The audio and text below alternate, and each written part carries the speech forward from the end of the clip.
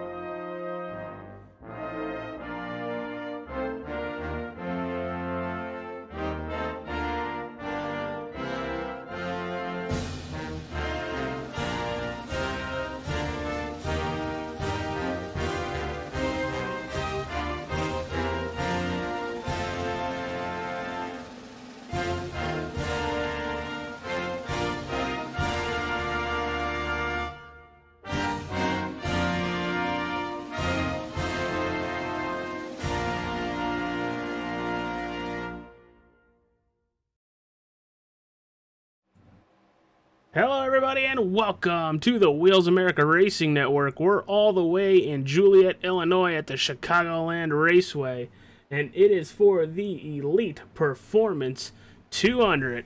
And without further ado, we want to get a word with Mr. Sorrell before we go into qualifying, so let's go grab Justin Sorrell. Justin, it's AJ Brandon in the broadcast booth. Well, we were told to come talk to you about Elite Performance. So, dude, why don't you take it away? I appreciate that. So, Elite Performance is a setup shop running over at raceepi.com. Definitely go on over there. They've got a great setup shop running, from Michael Coney right now, which is a two-time Coke champion and also still currently running the series. He's personally doing, the coaching for the driver development, and he's also personally doing your setups for you. So, they're fast. Right now they're running a special on the season pass for A, B, and C, and also a special right now for signing up for season 2 for the 13 weeks. So I would run on over there, grab you, check it out, see what it's like, and we can always run a little test session with you guys and show you what it's all about. But I'd run on over there, check it out, see what you guys think, and you can always hit Chris up and also check the link in the YouTube channel that the broadcast on tonight. There's a link there for I think a little discount going into it as well. So see if you guys can check it out. Absolutely. Starting March 13th, you're going to get 13 weeks of setups for only the price of 11 using that code in the YouTube chat. But you get free adjustments, free customer service, access to Sunday team test sessions, along with a private Discord channel, 24/7 support from EPI drivers and builders. Justin, good luck tonight. Looks like we're going to start qualifying, and hopefully we get to talk to you later on, especially since the Elite Performance is tonight's sponsor here at Chicagoland. Awesome. I appreciate it, guys. Y'all have a good one. Which team are you back in? CVP, baby. That's what I thought. Brandon, let's talk about Chicagoland as we're going to start qualifying.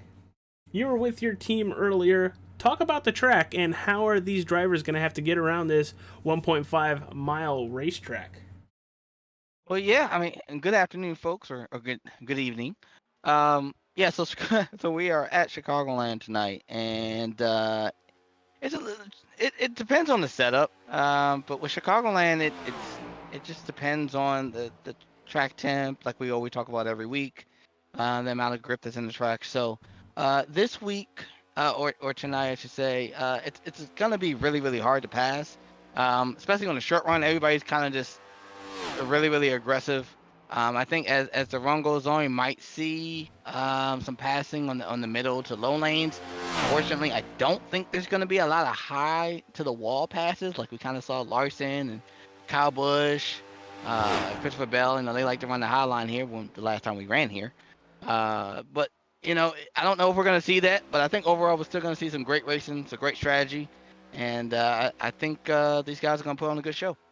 Well, let's get into some of those race info. On your screen right there, we're looking at an 86 ambient temperature outside with a track temperature at a 124 Fahrenheit. Partly cloudy, so if we catch a cloud here in qualifying, somebody might put down a really fast lap. But we're going around this place 125 times, with stage 1 at 30, stage 2 at 70, and the finish 125. Brandon, it looks like it's going to be a little bit of a battle of attrition. We were hearing complaining about being able to pass. How's your team doing with that? Are they going to have issues with passing, or, bring us into the behind the scenes of Bowie Esport a little bit? Well, yeah, it is, and I think this kind of is going to go over just for all the teams out there and all the drivers out there. It's going to be important to put down a really good lap. If you can stay up front, I think that allows you to kind of stay away from all the air that you would receive in the back coming off the cars and making it hard to pass. If you can stay probably within the top 5, I think you'll do pretty decently. But at the same time, it's still going to be a really tough track here. Trying to block people from getting a run or from throwing it in the corner underneath you to run on the apron. Chicagoland usually produces some really good racing. It's just going to be a matter of how nice these guys want to play. Dunk goes P1 a 31.18. Sorry to cut you off. Continue. Yeah. Good lap for him. But yeah, so I think, if everybody plays nice, there's a lot of give and take. I think you'll see a fantastic race. But, at the same time, you could also see a disastrous of a race. If a lot of these guys want to be really, really aggressive and throwing blows for at each other. So it just depends. But right now, I think for my driver's mindset, I think right now it's just kind of just take it easy, kind of see how the race is going to fall out, and then go for it at the end. Yeah, I am really excited to see what we got tonight. A lot of fast drivers putting down some fast times. You got Dunk with the 31:18, followed by Timothy Moore with a 31:24. Mike Bennett with a very fast time just gets bumped to P4. Fetter Place goes P3 right now with a 31:31. And to round out the top five for the time being, Landry Monty with a 31:33. Brandon, are you able to look at our times from practice by any chance? Yeah, I can go ahead and pull that up and take a look and see what we were able to, what some of those fast guys are doing. And I look, I mean, some of the fast guys who we're used to, and Frankie Barroso, P1 in practice at a 31:15. Brandon Six at a 31:15 as well with a 9. Timothy Moore, P3. Ryan Dunkelberger, John Wright. A lot of the same guys that are up there in the front. Usually, they're up there again. Probably one guy that I kind of expected to be out there was a 7. But I don't see he was really high up on the board. Mark Whitley. So at that He's point, currently slotted 18th on the board at 31:49. Yeah, so again, he could be looking at different strategies. Maybe he's like, okay, I don't want to burn up the tires. I don't want to, come flying through the field. I kind of want to just take my time. And there's nothing wrong with that strategy. That's another great strategy that, he could use to his advantage. And possibly, the way how the cautions fall, possibly if a caution comes out in the middle of the first one, come down, maybe take time, maybe take 2 tires, come out and pick up all those spots and try to go for the stage win. So it's a lot of different opportunities, a lot of different strategies that you can use, and that's what I love about cup racing. It allows for you to kind of think outside the box sometimes. You don't always have to think, okay, well, how can I beat this driver? Think outside the box. You actually might get a win by doing something completely different than what your competitors are doing. Yeah, I think you're hitting the nail right on the head there. I've run Chicagoland in many forms of racing, whether it's iRacing or one of the console games. And I hate to say it, but man, does this eat tires. This place absolutely eats tires. If there was a Cookie Monster for tires, like a Goodyear Monster, it would be Old Atlanta, Auto Club, and then easily Chicagoland. So I think we're really going to see some drivers who are normally very fast take it easy for the first portion of these races of this race and really come alive later in the run. And before we go any further, want to give a huge shout out to our sponsors: Wheels America, Admin Box, Phlegm Dogs, Units Moving and Portable Storage, the Nerds Doing Nerd Things podcast, and Harpoon Designs. And overall, for tonight's event here at Chicagoland Speedway, want to give a huge shout out to Elite Performance tonight. Winner gets a $20 bill to them on top of what they get for winning the race, courtesy of Elite Performance. So there's another incentive to go out there and win. As we are still running through qualifying right now, there's the 87 of Jeff Tetro. His second lap's going to put him P8 to 31:33. Going to stop it on the track. Going to drop down to the 39 of Joseph Mealy on his second lap. See if he can improve from there. And that's actually looking and watching Mealy right there.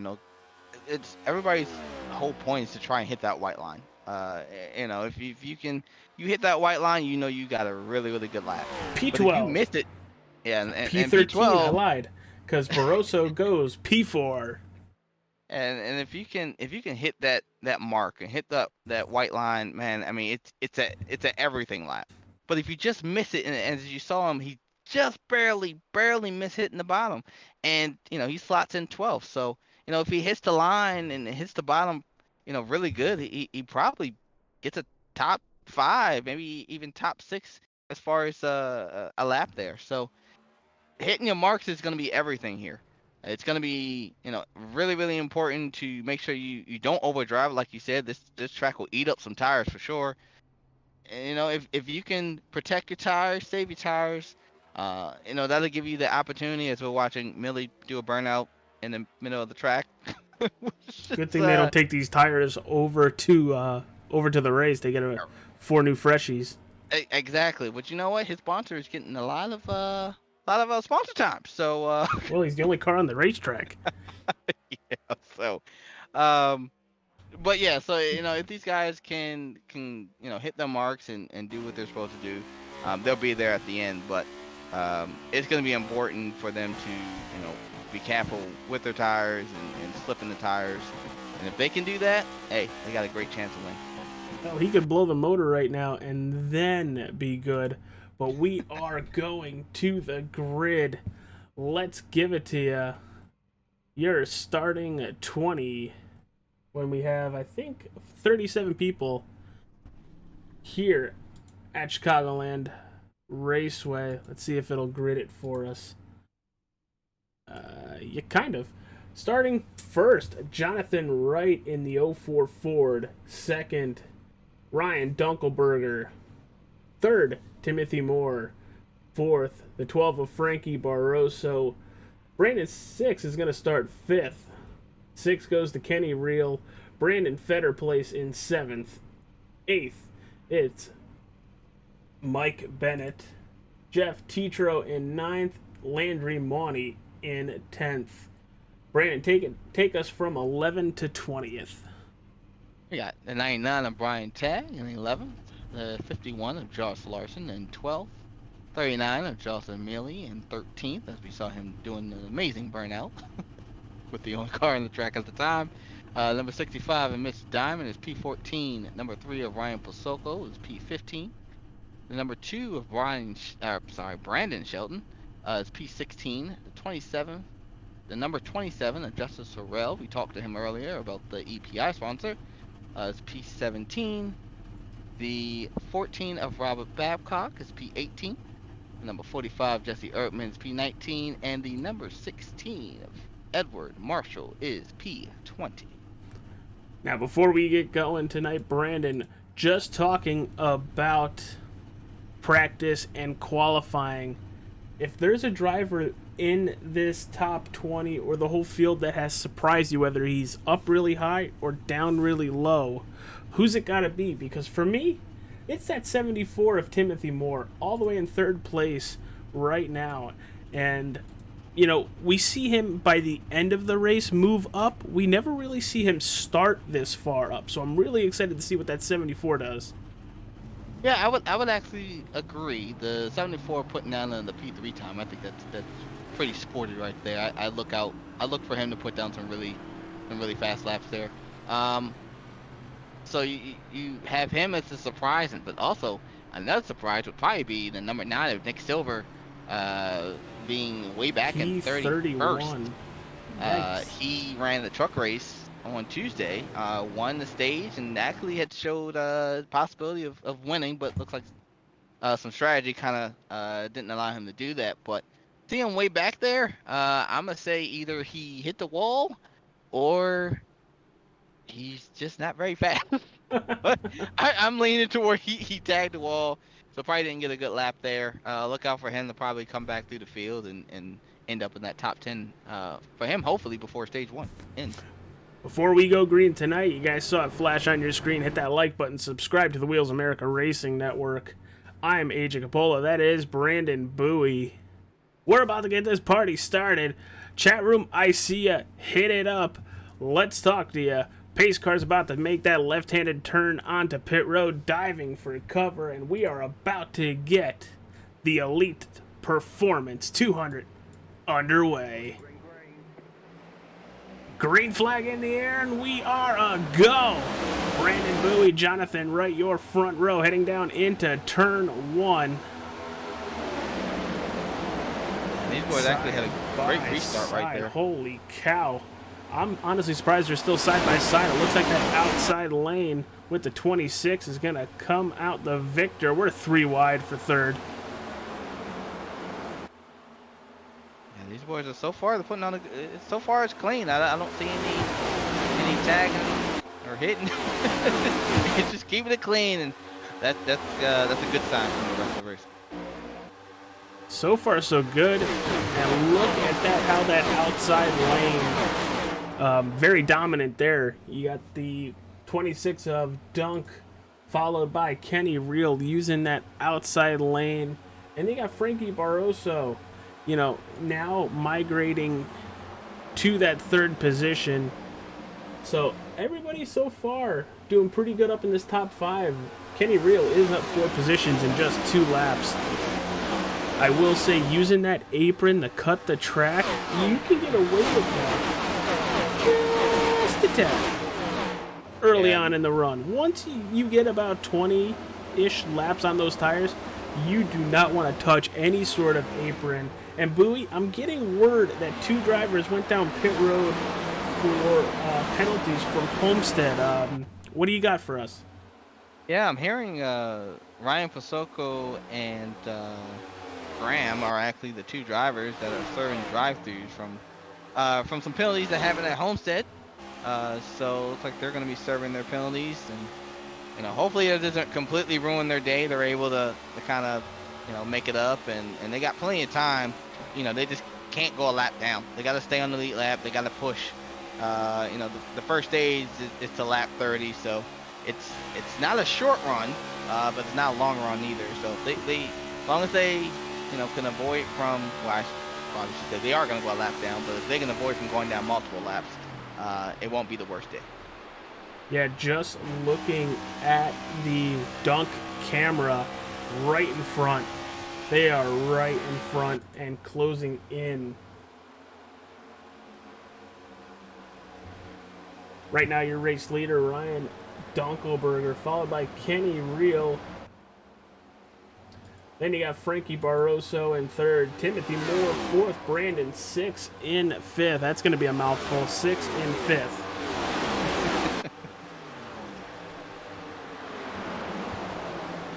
Yeah, looking at the racing so far, and like I said, it looks clean. I see a lot of people, running the bottom, running the middle, running the high. So it's good to see that these guys are trying different lines. They're kind of like, they're not just doing a follow the leader, which is great. But these guys have definitely have to try stuff early. So we'll see how it goes 5-10 laps from now. See if those guys who are running up high now are going to be still running there, or are they going to migrate to the middle or to the bottom, and because their tires are too high or they're too tight. So it'll be interesting to see what happens in the next couple laps. This track is very hot. We saw 124 at the green flag. Well, what are we looking at now? Is it getting any hotter? As we have this hell of a battle on the racetrack with Joseph Mealy and Brandon 6. He's dropped all the way back to 6 now, but Mealy up 8 positions, started 13th, now in 5th. I'm afraid he's going to burn those Goodyear Eagles off of that MK2 aerospace car. But, soon we will find out, because I think they might actually have to pit. Bowie, honestly, I know you're looking for the for how hot the track is now, but what does pit strategy look like as well? So I was actually able to, when you were saying that, I was able to get it. It's about 120 degrees right now, so it has cooled down a little bit.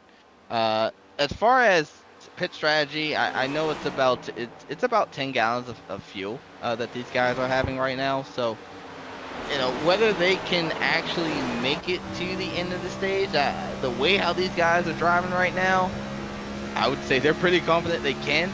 I'm not so confident. I think some of these guys are probably saving maybe a little bit to make sure they can make it. And some of these other guys are, they have other strategies where they're just going to go and try to, get out as far in front of the field as they can. So that way they can go ahead and pit, take their tires, get back out there, and try to still collect their stage points. Yeah, we're looking at this battle with 6 and Mealy right on the racetrack, but they still are in shot from getting to third place. You see the 12 of Frankie Barroso and the 74 of Timothy Moore right in front of them. A lot of flagship right there as, oh, the 66 has to pull up. I thought he was about to run over the 74. Yeah, that's good. Good checkup by the 66. That could have been really bad if he tagged the 74. You know, and again, different strategies. You know, the 74 is running the high side, 66 is running the bottom. You know, how hard are they pushing it? Is the 66, you know, really on the push right now to get to the front, or is he saving tires? So, you know, everybody's on different agendas right now. So, you know, they're all trying to figure it out right now. See, my experience with Chicagoland Raceway, a lot of times you were gonna want grip before you want fuel. You see how it plays out tonight. We're going all the way to lap 30 to close out stage 1. We have this battle for the lead. Ryan Dunkelberger in the 26, Kenny Reel on your screen in the 1. Supposed to be in the 11. But that is one of our closest battles in the racetrack, because we're going to drop back to that 4th position, because they have gone single file until you get to the Jonathan Wright car. The 04 and the Mike Bennett machine of the 19. And here comes Federer Place to the outside. It looks like all those passes are being made on the outside, getting those really nice runs down that curved backstretch. I think that's what we're going to see all night, everybody. You're going to see people set other cars and drivers up from how they enter these turns so they can really make the pass on which backstretch or front stretch they're on.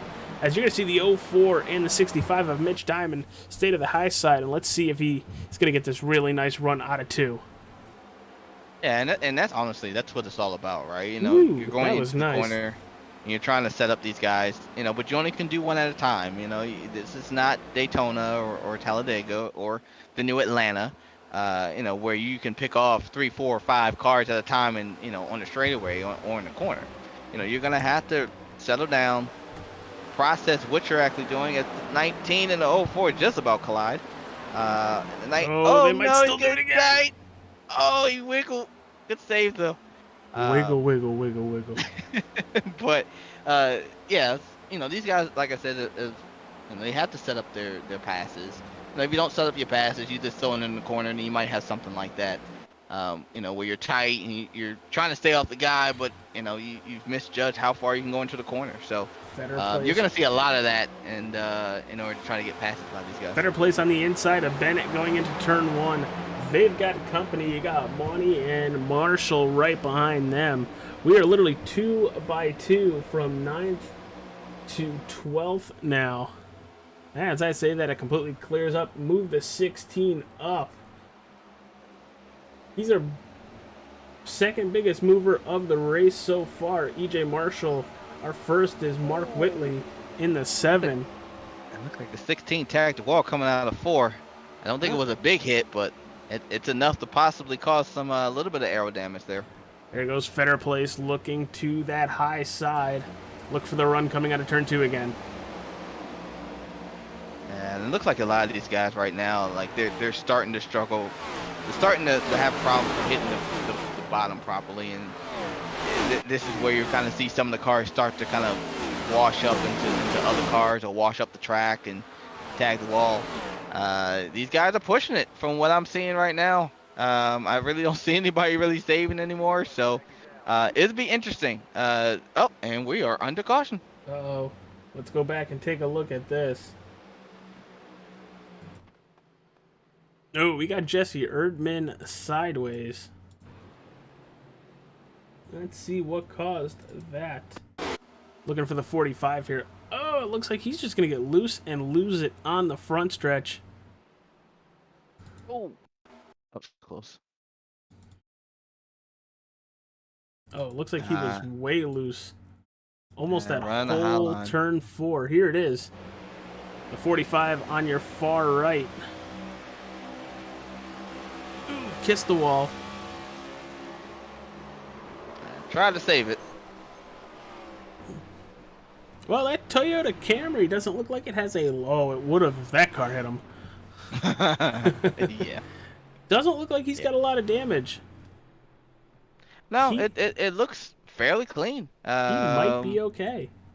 Now, I don't know if he has a broken toe. We'll have to wait and see. But I kind of hard to tell as of right now. But for the most part, I mean, man, go in there and put some fresh tires on it and clean, get the damage fixed that you can and get back out there and continue on. Oh, he really didn't hit it that hard. Had a couple drivers almost kill him. Maybe we should start painting our driver's side doors. Don't hit me here. Hey, well, that could be an issue because there's a lot of people where you do that and they still hit you. So, what are you gonna do?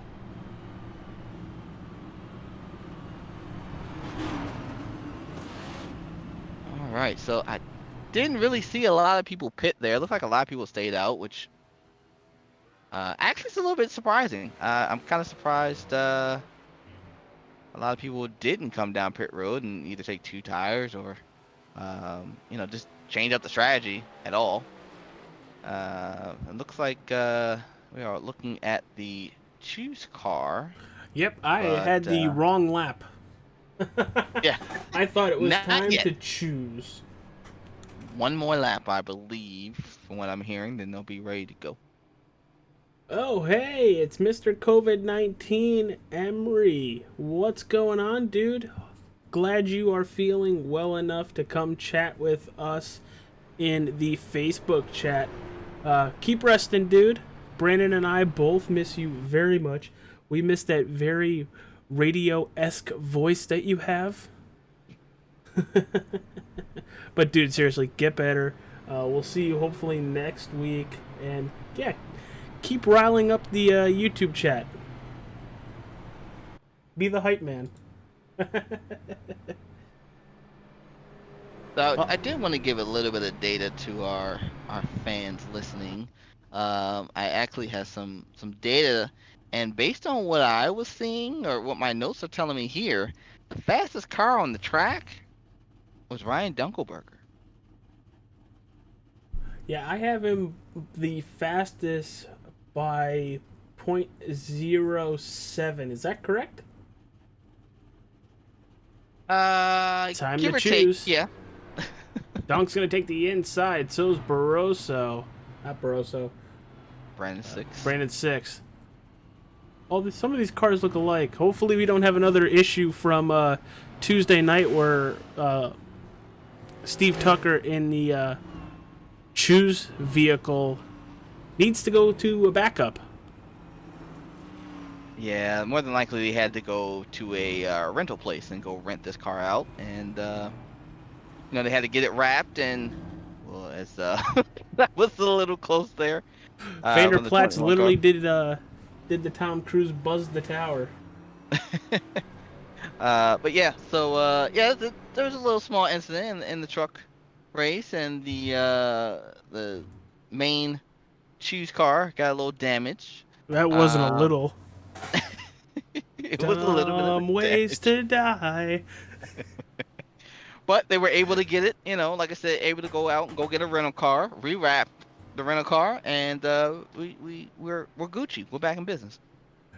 Always having fun up in the broadcast booth. Always having fun. Usually you guys can't hear me, but I'm the one usually cracking the jokes.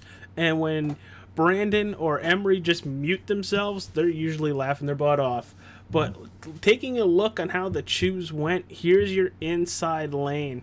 You got Dunkelberger 6, got the 74 of Timothy Moore, the 19 of Mike Bennett, Landry Monty. I get some of the drivers wanting to shoot that inside just to gain a lot of those positions, but the way we saw the runs happen, they're going to need to move through that middle or high lane really fast, as the pace car is going to duck for cover once again. We're less than 10 laps to conclude stage 1. Here we go to the flag stand, and Dunk is away. Holy launch, Batman. Yeah, that was That's a textbook restart. I think he caught some guys sleeping on that one. Oh, don't say sleeping. I can use a couple hours. As you see the 12 of Barroso and the 39 of Neely get a little sideways out of turn 2. That's going to open the door for Mike Bennett.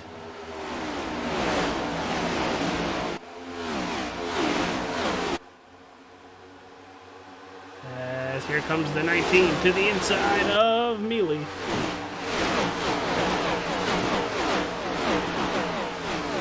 We're also side by side for third place, Kenny Reel and Timothy Moore.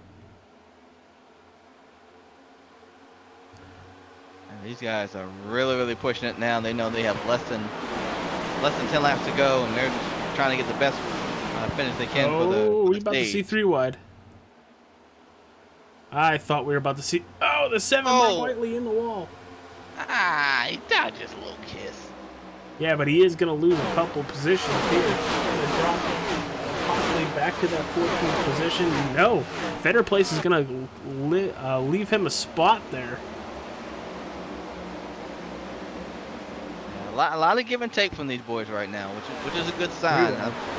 Until we get to the last stage, it might be all hands on deck from everybody.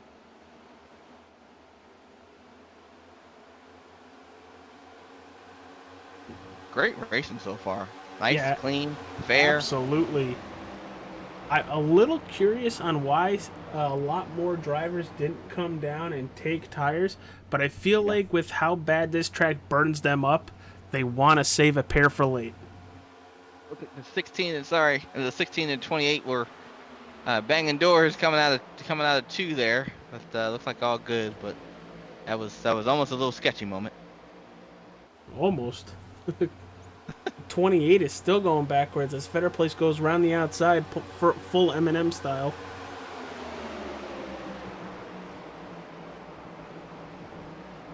Landry Monty 28 and a 34 tight. Woo. Yeah, that goes back to what I was saying. Oh, he's loose. 28's loose. Go right with the 28 the whole rest of the race. I'm staying right here. He's giving us content. 14's looking to the middle lane. Look at Silver. Oh no! He turned him.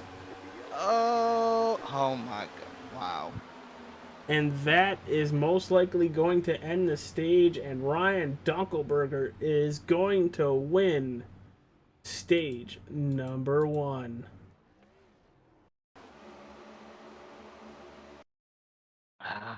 Now, we saw this coming, both Brandon and myself. That 28 has been really squirrely, and the 14 of Robert Babcock has been like really nudging his way into that middle groove, as we're about to show you.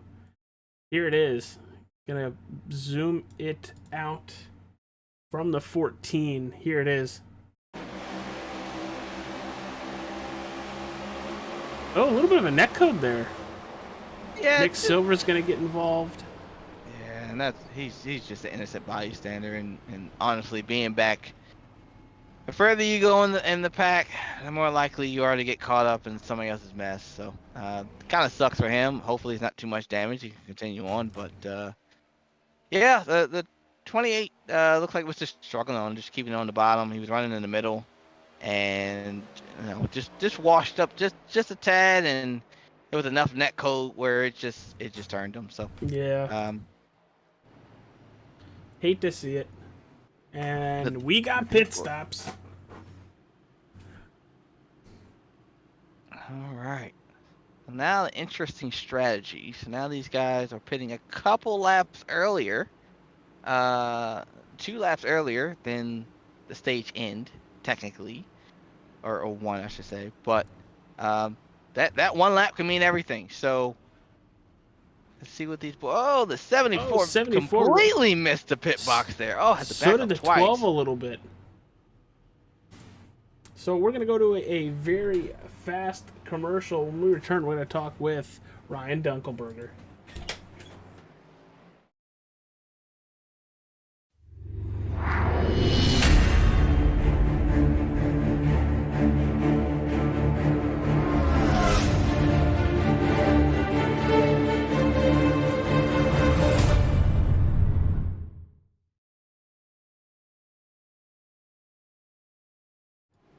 All right, everybody, you see it right on your screen, the 26 units moving and portable storage.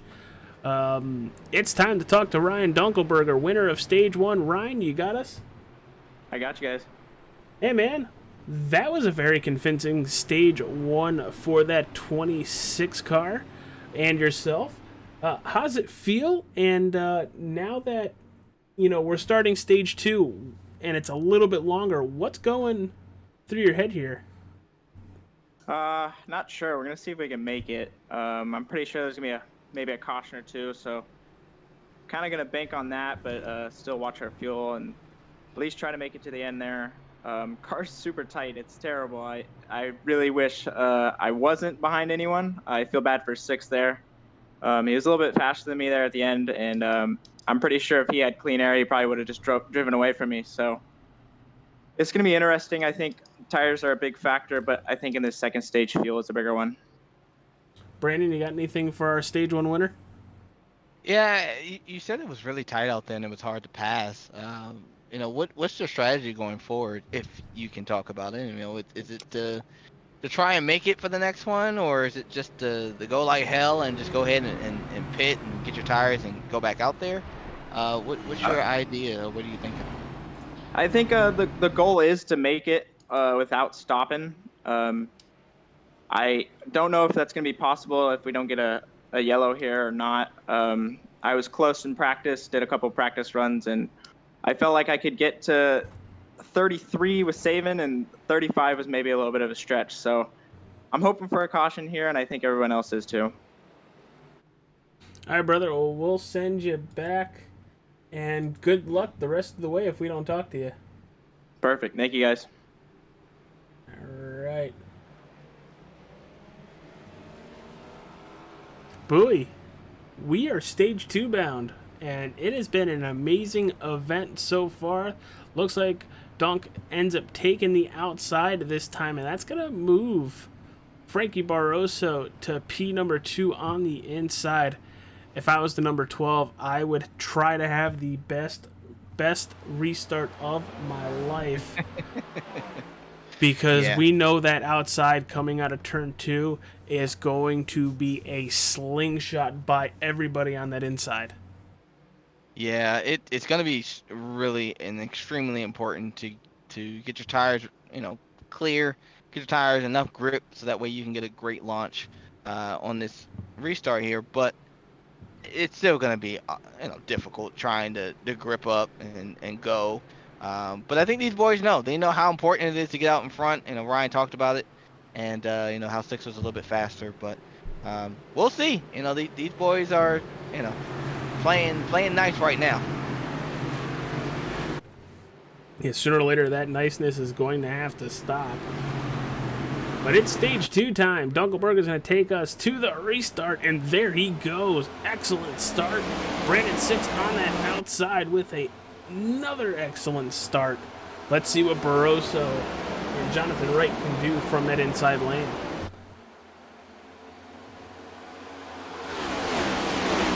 Pretty wide back here. Oh no! Play the 10 and the 1. Or the 10 and the 11, sorry. I think that's supposed to be the 11.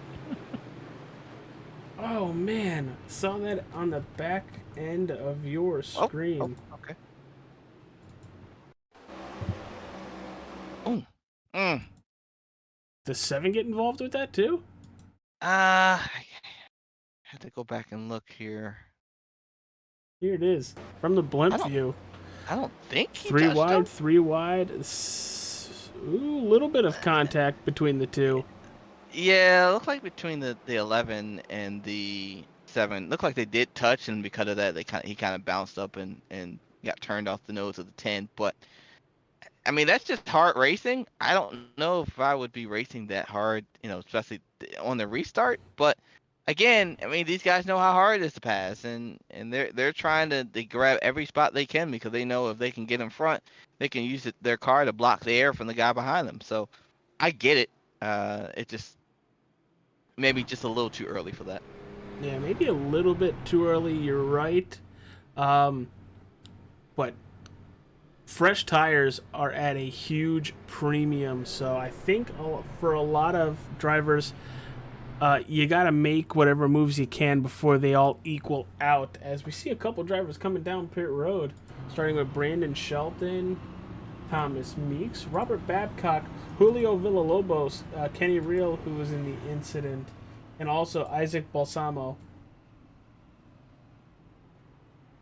Everybody else is pretty much staying out. We will be right back. When we return, it'll be the restart here from Chicagoland Raceway for the Elite Performance 200.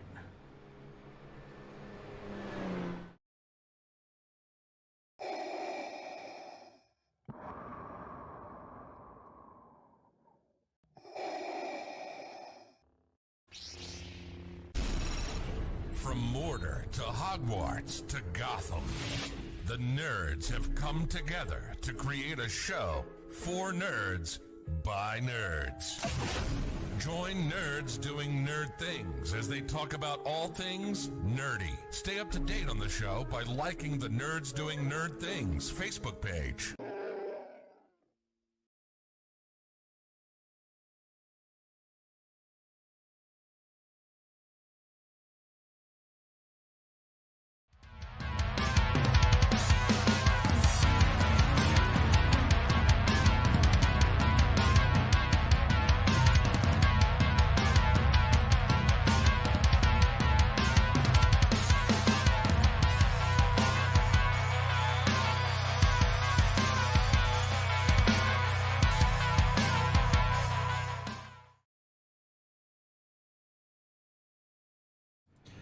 We are back. We're under our third caution of the even. Lap 36 on the board. Stage number 2. It is choose cone time. See if we get a good view of this. A lot of drivers taking some... I guess we're going to have to go with that. Tried to use the camera we used last time, but I was like, no, I guess he's not far enough on the track. Yeah, it's a different position, so it's a little bit more. These boys are cutting it close. But man, I don't know. It's falling back to that last that wreck that brought up the caution. It's got to be frustrating to try to make spots up and try to make moves and then take a chance and go 3 wide and basically cause a caution. So now now you have damage. Now you have to get that fixed. And try to come back through the field and try to get the best finish you can. I mean, it's got to be super frustrating for Kenny Real on that one. He was fast tonight. He had a great qualifying lap. But man, he's gotta try to find a way to regroup and try to get as many spots and points as he can tonight. Even if he could just get on the racetrack and run any sort of amount of laps, he might pass a couple extra cars, which means a couple extra points. You don't know if you're ever going to need them. But looking at our restart that we are going to have momentarily, same running order as before. You have Bowie and Six on the outside, and on the inside, your first 2 rows, you have Frankie Barroso and Jonathan Wright. Do you think that inside lane is going to have a better jump? Well, you don't have to look too far because that pace car is about to dive down.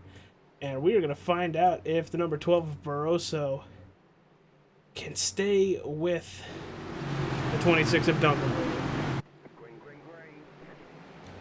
And that would be a no. A very loud no. Wow. That's a super speedway restart back with the tandem drafting. Yeah, that's 2 teammates working together, knowing that they got to get out in front and they got to get away from the field. So, good heads-up move by both of those boys. I can hear you and see you fist pumping the minute that green flag flew there. There was no fist pumping. I am neutral all the way through. Okay, Switzerland. Go a little bit further back in the racing order. Jonathan Wright started third, but he's all the way back to seventh now. That's how bad that inside lane loses momentum coming out of these turns. If you're pinched off coming out of either turn 2 or turn 4, you are going to lose spots. Looks like the lead is heating up as we got looks like 4-5 under a blanket. You got, yes, the top 5 right there. Oh, car in the wall. Who was that? Who was that? The 88 of Matthew Fleming.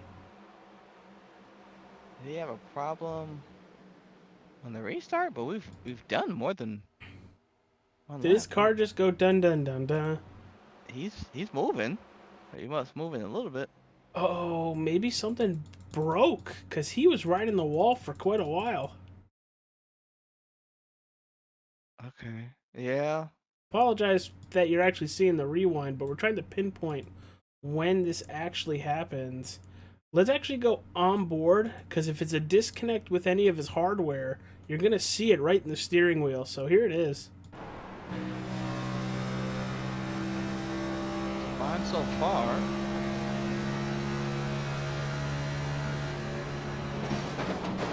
Yeah, steering wheel. Complete disconnect. Yeah. Yep, this is no movement at all. Wow. Well, that's a very unfortunate, but Could also be very expensive. unfortunate for him, but probably great for the drivers as he didn't disconnect in like a pack or being side by side with somebody in the corner and taking somebody else out. So there's there's pros and cons to that situation, but I can tell you that for him it sucks. And Chris Vanderplatz in the YouTube chat says engine failure, pedals have stopped working. Oh wow. Very, very upsetting news out of the 21 pit there. Oh, well, he's 5 laps down. So maybe that was a 88 issue.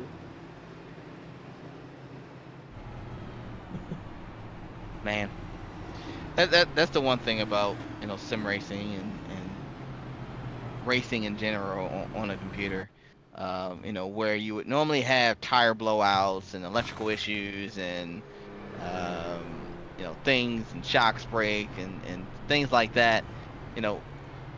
In real life, those are the things that you would have in the sim world. We don't have that ability to break shocks and break hubs and things like that. We mainly just have actual stuff breaking that we've spent a whole lot of money on. So, or they're disconnecting at the wrong time, which I've had a couple of times that happen before, which has been unfortunate. But it's a different situation with these guys. These guys put a lot of practice and a lot of time, just like in real life, that you would do with anything that you find as a hobby. So I know it's probably very disappointed for the 88 car that had those issues. And like I said about the 11, only thing you can do is you can keep your head up and do the best, get the best finish you can if you can get back out there and focus on the next race, and just try to continue on. Yeah, I'm hearing from race control and everything. Matt Fleming's his PC went completely dark as we're seeing the Choose car be used, and that's represented by the Toyota Camry, sponsored by Harpoon Designs and the ASRA. Beautiful looking scheme. Happy nobody's hit it tonight. Had a little fun with that on Tuesday, and we're gonna have fun with that for a while. Hopefully he's listening in.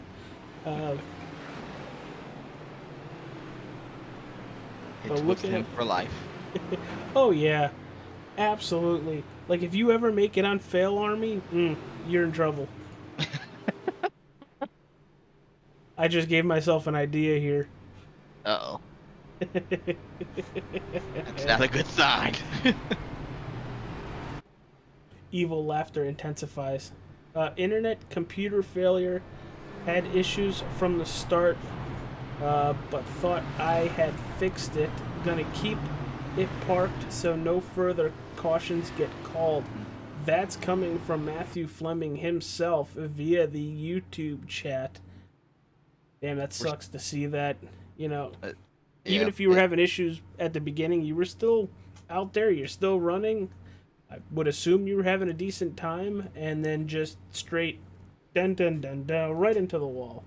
Yeah, but you gotta give respect and shout out to him. You know, he's basically taking himself out of the race to allow the race to continue without any issues going forward from him. So shout out to Matt Fleming for being a stand-up guy. Hope you get it fixed, man, and hopefully we'll see you again next week. Well, speaking of next week, we still have just about 80 or so laps to go before we start thinking about what we're doing next week. But green flag in the air, and away we go inside lane with a slightly better restart. Yeah, that's probably the best restart the inside has had all race long. Yeah, no kidding. Oh, as a 16 is Tight. Oh, they're 3 wide. Ooh, Fetter Place just kisses the wall. Gotta Just give it. kisses it there. Gotta give and take, fellas. Gotta give and take. Yeah, our first 30 laps were pretty awesome. But it looks like with everybody on new tires, they want to gain as many positions as possible. As here comes the 66 and Whitney with a full head of steam down the front stretch. Yeah, remember I mentioned that Mark Whitley started in the back, along with Nick Silver. Well, maybe not in the back, maybe mid to to back. Not the worst position, but But hey, look, he's made it up here. He's sitting P2 now, Biggest mover.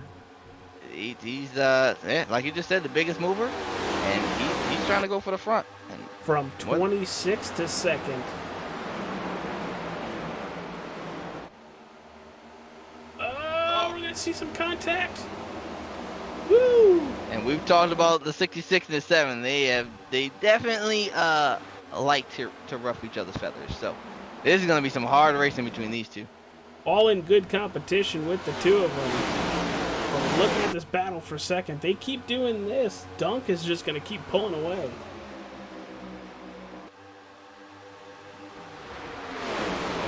Gonna open the door for the 16 of EJ Marshall. We're gonna drop back a little further in the racing order. Looking at this, 3 wide-ish battle. Well, it was a 3-wide battle. Look at that 14 flying. Oh, what a block! I can't believe Matt Smith pulled that. The gloves are off. The gloves are off. We're blocking now. But like I said before, it's hard to pass here, so the only thing you can really do to prevent a guy from making the pass on you is getting in front of him and taking the air off the nose. So you're going to start seeing that a lot more. And once these guys burn up their tires, it's going to be even harder. So, they still got a long way to go, like you said, but these guys are ready to race now. Yeah, it's looking like it. And it looks like the Babcock is going to send it again. It's going to look like he does get side by side with him. So the 54 gets pulled on a straightaway. 54 stays up high. Just send it, bub. It's in the spot. It's going to open the door for the 77. Here comes Mike Corvu.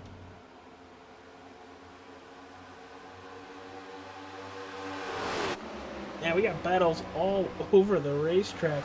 Dunk has dropped all the way back to third.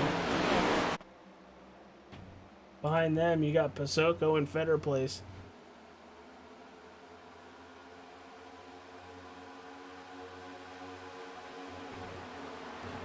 Fetter Place looking to go around the outside. That's where the momentum's been for the most part.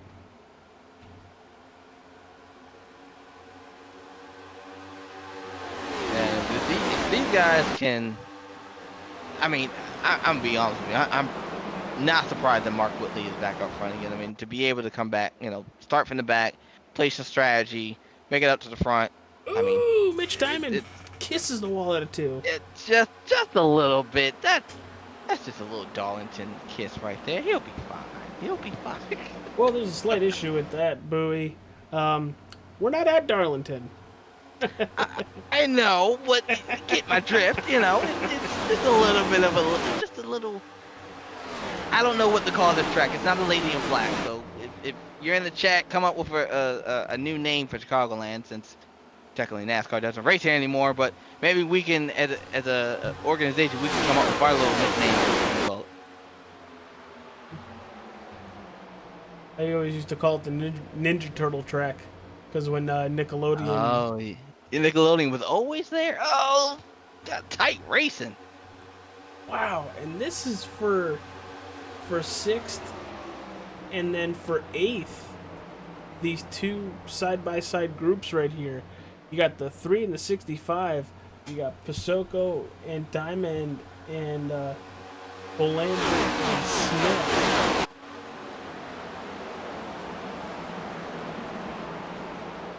Yeah, these guys are, like I said, the gloves are off. And I think, when we talked to Ryan earlier, he was talking about how much he was trying to save fuel and wasn't really sure if they could make it or not.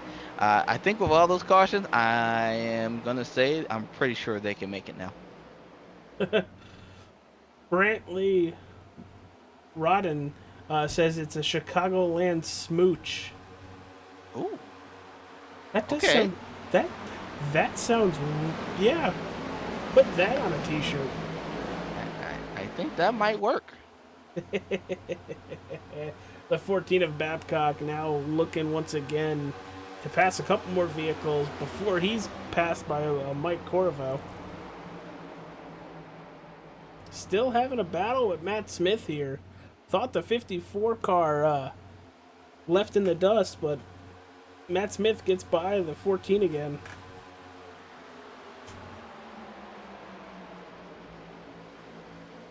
Back up front, currently being led by Brandon 6th, Mark Whitley in 2nd. Dunk drops all the way back to 3rd. EJ Marshall in 4th, and in 5th, it's Brandon Fetterplace. EJ's having a good race today. I mean, he has hung around the front for the majority of the race, and he's just trying to pick them off one at a time. It looks like Ryan might be just trying to take it easy on the tires a little bit.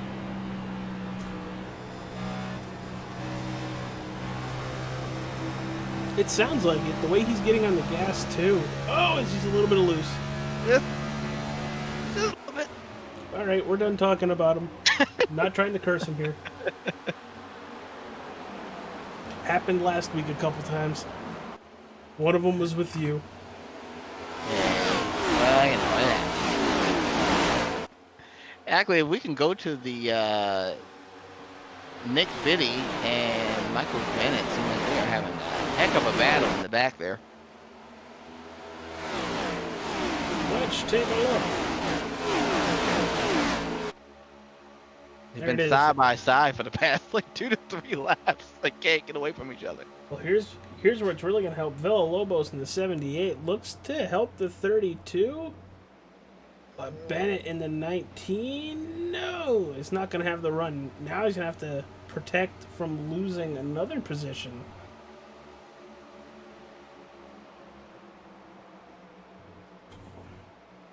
Well, look at that. Nick Silver is back on the lead lap in 20th. 3 wide. Oh, boy. Oh, don't squeeze. Don't. Oh, no, the wreck in the front. Don't know what it is. Oh, it's the 14. Oh, they're going to hit him. Oh, hard hits. Look like he has no steering. That is some Or in the broken wall. sheet metal. What happened? Well, we're going to find out. Oh, We'll did go- the 14 didn't know that the car below him was... Oh, man. Here it is. Looking at the 14 Howling car. Yep, Comes he down thought... and... I've seen this happen so many times where a car above you thinks that you're going to go to the apron and, ooh, 2 hard hits. Wow, that That's the was 51 of Larson and the 99 of Brian Tagg, and it really didn't look like they were slowing down at all for it. I was going to say that looks like that. It doesn't look like that was a very good idea to try and maybe pass them, probably stay in it. Oh maybe yeah, not they're lose the off of it, position. but they're not. Mm. You saw the smoke a little longer.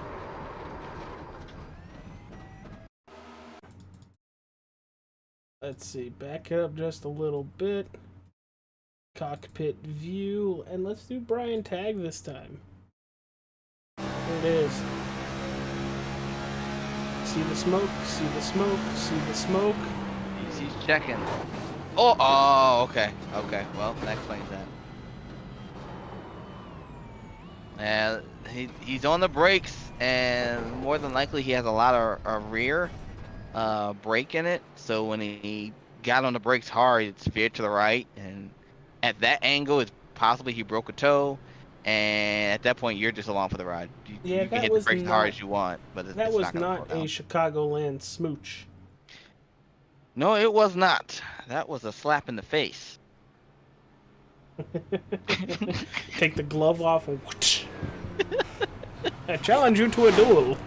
Yes, master. Yeah. So that was unfortunate. Now, which actually makes this a little bit more interesting, is I'm gonna play devil's advocate. Stage ends at lap 70. We're on lap 62. Dun dun dum. Do we pit for tires or stay out? Well, Pit for tires, you can, and the people in the back, you pit for tires, you can move up to the front because you won't have to pit that next time. Well, I think people already used pit road because we're coming around to the choose. Did we miss that already? Am I that far I behind? think so. The only couple drivers that did pit, Joseph Mealy, Justin Sorrell, Landry Monti, and Isaac Balsamo. Also with Josh Larson, but he was in the wreck. Yeah. Okay. My apology, folks. I'm a little bit behind on that. I'm usually a little bit better than that. Yeah, you're fine. You're fine. You can do it. Do it! Oh, that's a good camera. There we What about go. this one? No. That might be a little too far. Yeah, just a little. Hello down there. All right. Looks like 6 is going to take the outside. He is. So is Whitley. Inside EJ Marshall, Federer Place, and Pasoko. And everybody else is going to cycle where they cycle. I'm gonna let you know. You almost make my Harry Potter voice come out, but I held myself back. Shout out to all the Harry Potter fans out there. I can do a lot of voices. I can really... It's going to sound bad. I could talk to myself and have a full conversation in completely different voices. You know, It's quite hilarious. you know, there's a number I can give you for that.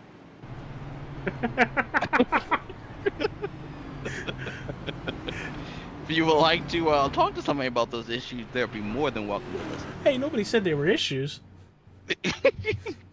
Right, I know. I'm just messing. I just hope the people watching at home that you have a good Thursday evening. Just one more day of work, and then we got the weekend, everybody. That's it. One more day. And what other way to spend a Thursday night is with the Wheels America Cup Series. Thank you for all being here. Hit that like button, subscribe to the channel. I am AJ Capola. Brandon Bowie is kind of right next to me in the broadcast booth. Crap ton of miles away, but right next to me in the broadcast booth. You know, if I close my eyes, I can imagine you're right there. That's how close you are. As I look around for some reason, I was like, he's not right here. Brandon 6, EJ Marshall, your front row, Mark Whitley, Brandon Fetter place, your second row, your third place, the 65 of Mitch Diamond and Ryan Pasoko. Here we go. It is time to go green. And green flag in the air. 6 spins and tires just a tad. But still going to get away. EJ Marshall with a very good restart moving up to that high lane. Suspension no more. What? But looked like Mark had to lift just a tad to not run over the 6. That was all about self-preservation there. Putting a lot of faith in other drivers. I mean, I don't know if I would have lifted, just saying. They're place. so tight. So close. Almost dropped a swear bomb there. Oh, 7 tag the wall, just a smooch. He's Just going a to smooch. drive away. Look at that with the run off the outside. Yeah, that looked like he just threw it in there. He's like, I gotta get away. He's like, crud, I hit the wall. Go, go, go, go, go. Oh, look at this. Mitch Diamond and Ryan Dunkelberger. Dunk has fallen back to 6th. Yeah, I was gonna say, it looked like he more than likely he burnt him up, trying to stay out in front of those guys. The rest of the guys were kind of just 3 wide. Woo! Oh! Oh! Hope nobody has a soundboard going because they're going to make it. Oh, we're going to see contact. And there goes Dunk. Oh, boy. Pasoko turned back into traffic. Oh, no. Oh, boy. Pasoko turned back into traffic. Oh, boy. Hey, I didn't know Well, Chicagoland could have a big one. Yeah, I've been a part of a couple of them. Oh, what a hit. Here it is. Man. Going to have a nice run as the 26 and the 65 are still getting into it. And the 3 is just going to go right back into traffic. Oh, And so's that everybody took out else. A bunch of cars there. All right. So you have the 65 of Mitch Diamond. Who else we got? 65 of Mitch Diamond. The 26 of Ryan Dunkelberger. Who else involved in this wreck? I think the 12. Oh my goodness! If you watch the 12, he barely misses. He's gonna need new fire suit. The 77 of Mike Corval. The 20. Who's the 20? Andrew Bolander. The 6, the 87, Nick Silver, Josh Larson. The 78 involved Julio Villalobos. That's a lot of The cars, 55 of Thomas Meeks.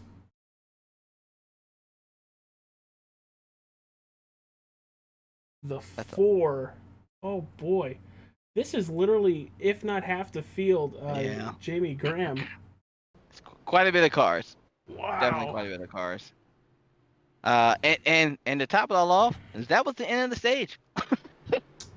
These boys have went down and pitted. Looked like So who won the stage? I believe that was Mr. Brandon 6. I believe so. I'll let you know in less than 10 seconds. All right, well, here come some drivers down pit road. Yes, sir. Probably just to top off. Brandon 6? Yep, Brandon 6 is your stage 2 winner. All right, so why don't we see if we can talk with him.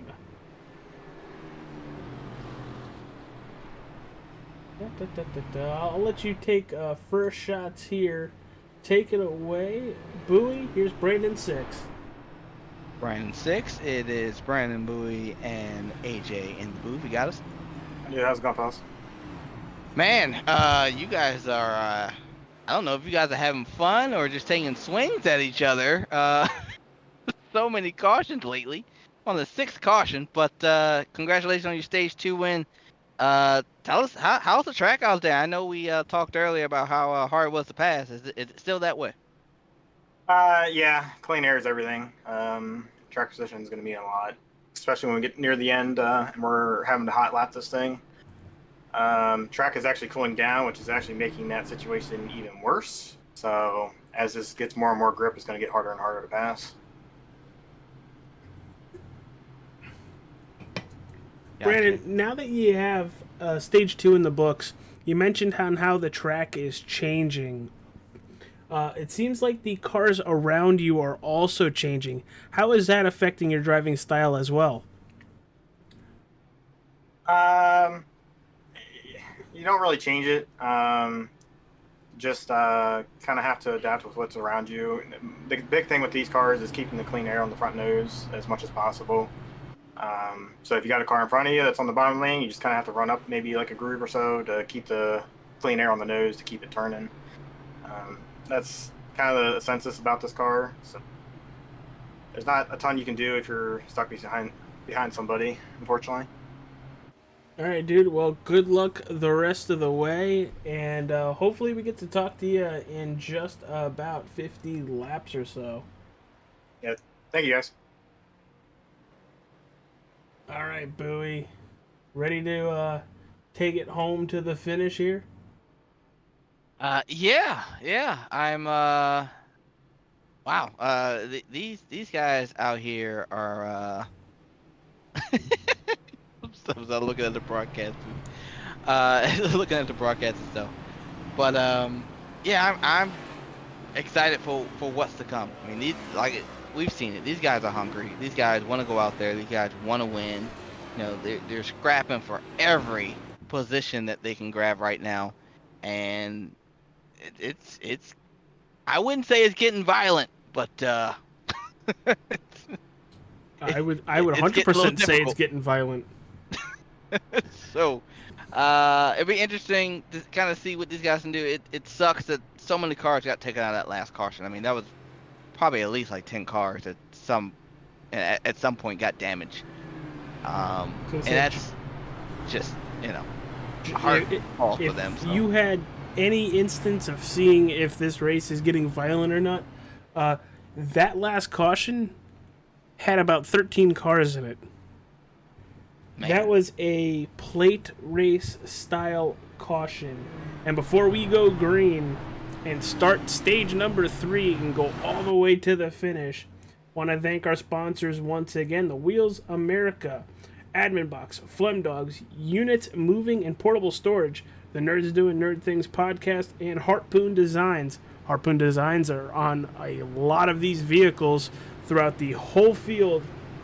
But for tonight, it is the Elite Performance 200 from Chicagoland Speedway.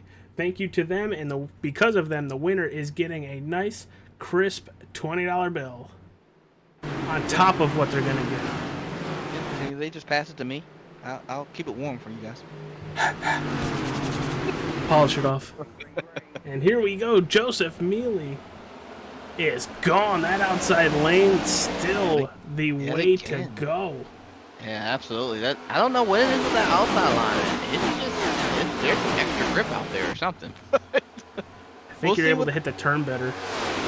Yeah, probably with the angle. That's probably a really, really good point. We'll see if the 66 can get around the 39 here. I would say that he should be able to, being at the 39, I believe, stayed out. Could he get pitted?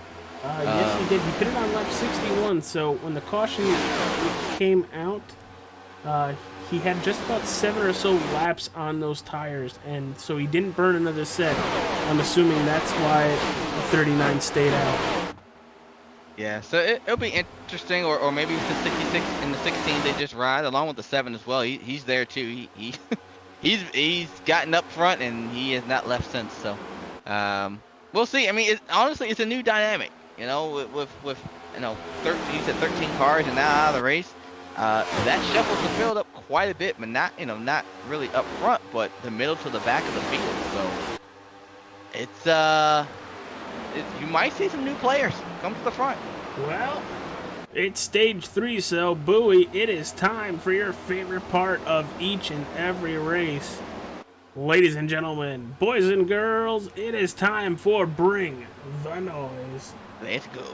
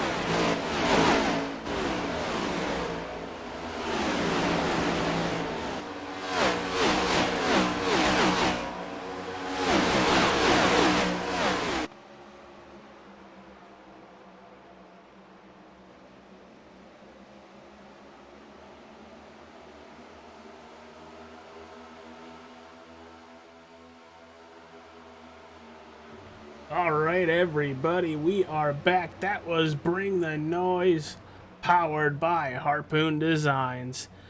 Dude, favorite part of the race. I am right there with you, Bowie. Love hearing how those cars just fly by those cameras. Man, it's I don't know what it is, man. It puts a smile on my face every time I hear it. Just nothing but just engine and exhaust and just roaring on past the cameras. Man, makes me excited every day. Well, let's run through your top 10 and how they sit after that Bring the Noise P1 right now. You see him on the lower part of your screen. It is Joseph Mealy. Second, it's Brandon. Sixth. Third for right now, it's Mark Whitley. Fourth, Jonathan Wright. Fifth, it's EJ Marshall. Going back to sixth right now, it's Frankie Barroso. In seventh, the 34 of Brandon Fetter Place. The 28 of Landry Money. In eighth, ninth, it's Nick Biddy. And in 10th, Timothy Moore. Man, I lost my train of thought. I saw those boys about to wreck. And I'm happy they didn't. Yeah, that was a close one with the 74 there. But he's holding on, man. And You mean as I clicked on him? Oh boy. Yeah, we don't want to cause that type of energy to be sent out there on the track. Shoot the broadcaster. Exactly. To go back to those old Bugs Bunny cartoons, kill the umpire. Now you're throwing it way back now. There's a nice battle with the 02, 04 of Jonathan Wright and EJ Marshall side by side. This is for fourth place. And I said it earlier, and you kind of saw it there with the 16 and the 04. You know, you don't have to, and this is where a lot of the wrecks actually happen. Not particularly this race, but just in general here at Chicagoland, because there's an apron. So a lot of people like to run the apron in order to kind of cut the course a little bit. kind of get more speed or a different angle entering turn one. But the problem is, if you're side by side, sometimes it's hard to see whether that car who's to the inside of you actually goes to go use the apron or not. And a lot of times, that's where the wrecks happen. It's just hard to see, where that car is and whether that car is actually going to use the apron. So, um, we really haven't seen it. I think maybe we saw it one time today. But it's pretty good to see that we don't see that too often anymore these days with how good these drivers are. These guys are just, fast. Look, it's the premier, right? These are the premier drivers, and they're going out here and they're doing their dangest to put on a great show for everybody. So far, so good. Yeah, and Barroso is looking for a hole to get by both Marshall and Wright. Literally buying his time, I think. Doesn't want to burn off those tires too fast. But up front, Brandon Six is closed into Joseph Mealy. And so is Mark Whitley. Yeah, and unfortunately, I kind of saw this coming. Mealy with the 7-lap older tires, Six and Whitley with the fresher tires. Now and if you notice, they fell way back. I mean, they were probably about a second and a half back, while Mealy kind of walked away. And now you're seeing the difference. They let Mealy go out there and walk away from the field, and now they walked him back down. So, but there's still some strategy. There's still some things that Mealy can do. He could try to undercut them and pit early. Maybe goes with 2 tires or maybe no tires at all and just goes with fuel. Just what he needs to try and see if he can make up the time back. So strategy is still out there. He's not out of it yet. He still has a couple things that he can try. Unless the caution comes out, of course. I was going to say, everything changes when a caution comes out.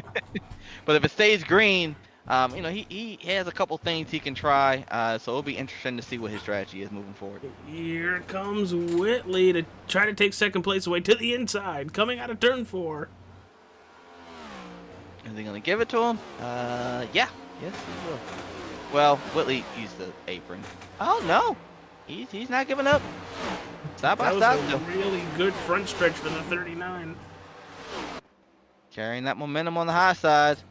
Is he going to clear? Oh, so close. Ooh. I'm not going to put you in the wall, but I'm going to make it really close. I mean, I don't know how much more you can cut that. That's pretty close. And for Millie to still be hanging on, I mean, it's good. I mean, it's like I said, the tires are 7-8 laps old. Older. But, older. Sorry, did old. But he's still holding on. And like I said, if the strategy plays out that he has, whatever that strategy is, if it plays out for him, then it's because he saved those set of tires. Well, just looking at where he started 13th, so he's already gained 10 spots. That's already a win. As long as he doesn't fall to 13th or lower with this strategy call, I'd call that a win. Oh yeah, absolutely. I mean, is it the winning call as of right now? No, but you got to look at the bigger picture, right? You got to say, okay, I'm gonna stay out, but this staying out allows me to stay closer to the field. I don't have to try as hard and burn up my tires as hard to try and pass people. So it's a win-win situation if he can stay up here for sure. Battle for 5th, EJ Marshall, Frankie Barroso. Out of turn 4. Man, across the whole racetrack, we have battling going on. So a lot tight. of so much intensity. Oh my goodness, that was close. A little loose coming out of the corner. Good on both drivers to not, wreck on the correction. See a lot of drivers overcorrect and then they lose their car and cause a big one. Well, I think that's respect as well. It's the 16 and 12. They're both racing hard. The 16 notices, hey, I got a little loose. Go ahead. I'm not gonna put us in a situation where I'm gonna try and destroy us both. So Yeah, a lot of absolutely. respect between those two. So that's good. It's good to see it. Somebody's running the very high side, but making up spots. Who was that? That is the 41 of Charles Balance. He is on about 20 lap fresher tires. but also 5 laps down, 4 laps down. See, you didn't lead with that. You should have led with the amount of laps down. I'm like, wow, that's pretty early. Okay, I understood. Hey, he's still. Hey, look, he's getting the sponsors some sponsor time. So Some love there. shout out to him for doing that. He's 5 laps down, yes, but hey, sponsors getting some TV time. Well, when everything cycles out, he'll probably be around 2 or so laps down. If cautions come out right, you might see that 41 car back on the lead lap. He just needs everything to cycle first. Yeah, there's always that possibility of like we talked before about cautions coming out at the wrong time. But I mean, you never know. Like I said, these guys are racing hard. These guys still got a pit, and we're doing a green flag, more than likely pit stop if we don't get a caution. So have these guys practice green flag pit stops? Do they know that they need to adjust their brake bias before coming down pit road? Because it's going to be difficult. We saw some people struggle with hitting their boxes while under caution, just trying to get in their box. So imagine coming out the track with hot tires and then trying to stop in your box as well. So, Bowie, go to your little stat machine there. Who's got the best 5 to 10 lap average right now? Let's see what we got here. Well, unfortunately, I think it's broke. Because it's not updating. it's currently smoking. Yes. It's on fire. My apologies. I mean, just looking at the track and look at the lap time these boys are putting down, I'm gonna give a guess that it's between Brandon Six and Mark Whitley.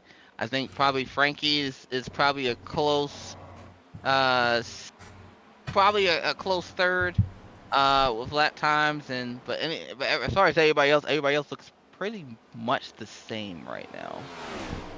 Yeah, and here goes the 41, gain 1 of his 4 laps back. Pit road 39, Joseph Mealy coming off right now. Yep, see, that's gonna be that's the strategy. EJ Marshall now on pit road as well. Same thing as Justin Sorrell. So now it begins. Now it begins. And I think this opens them up to make it to the end. Katie Balance in the chat. Shout out to my dad in the 41. Well, he just got one of his laps back. Trying to put him in a better spot to get back on the lead lap.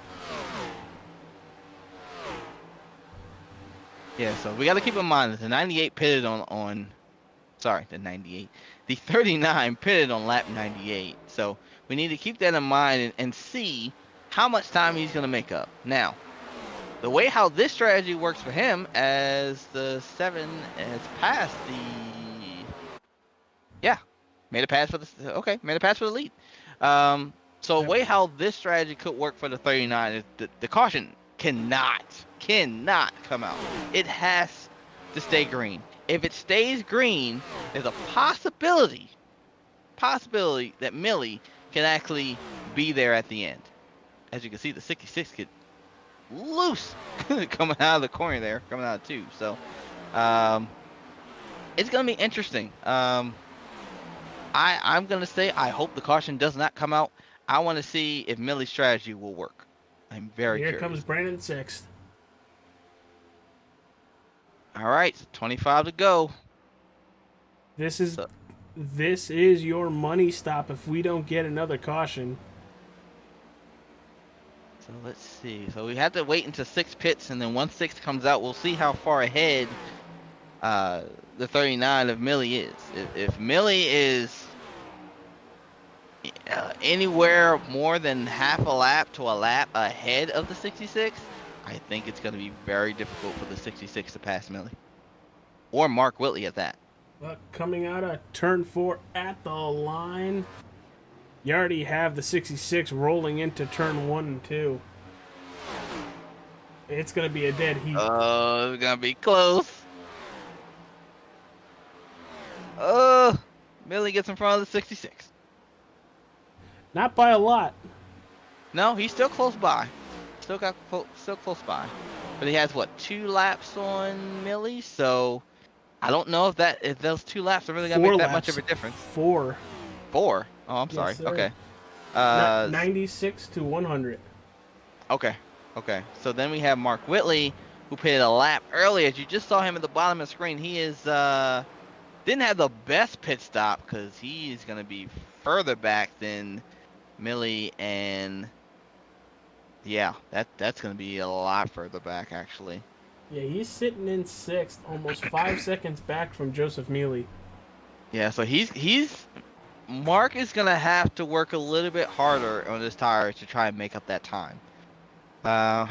Man, it's gonna come down to these 3, unless somebody can magically stay out that long on tires, which and fuel, which I don't think that's possible. So I think your battle is gonna be between Millie, Six, and Whitley. Whitley is probably in the worst situation because he has to come from the furthest back. And then the question is gonna be how hard Millie's gonna push to stay in front of the 6, and how hard Six is gonna push to try and catch Millie. Well, there's Millie. First place by just about a half a second on Brandon Six, but they have a huge 3.5 second gap to Mark Whitley.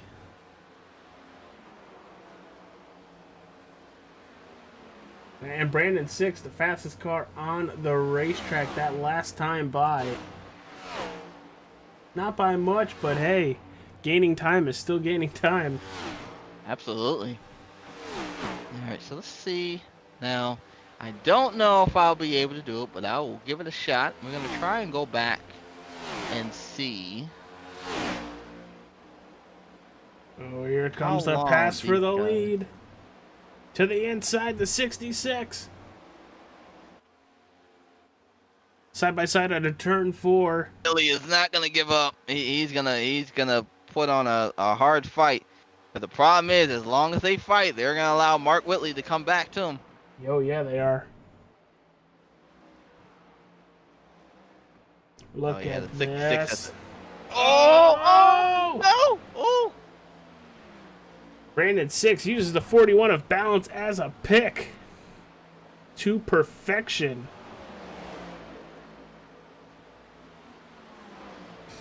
And Brandon Six P01. Yeah, it sounds like Millie wasn't very happy about that situation.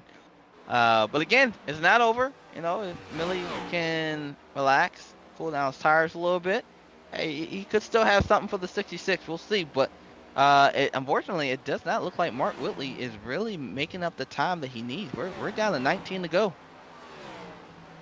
Yeah, he's still about 3.5 seconds back.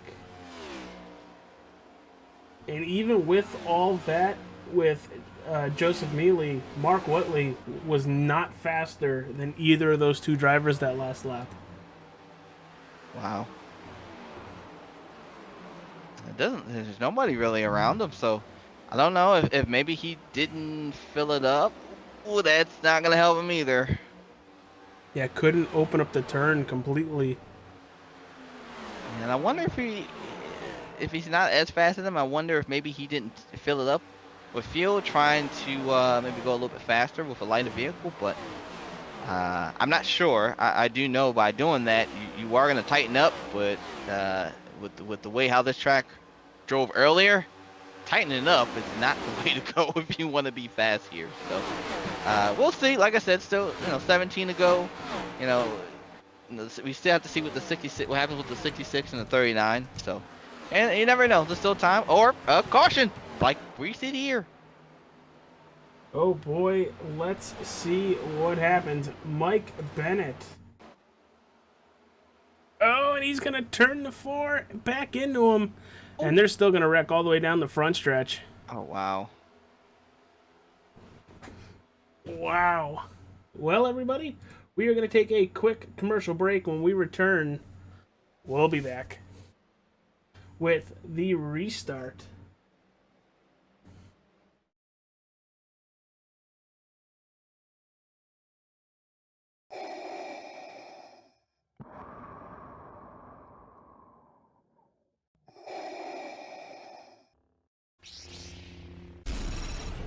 From Mordor to Hogwarts to Gotham, the nerds have come together to create a show for nerds by nerds. Join nerds doing nerd things as they talk about all things nerdy. Stay up to date on the show by liking the Nerds Doing Nerd Things Facebook page.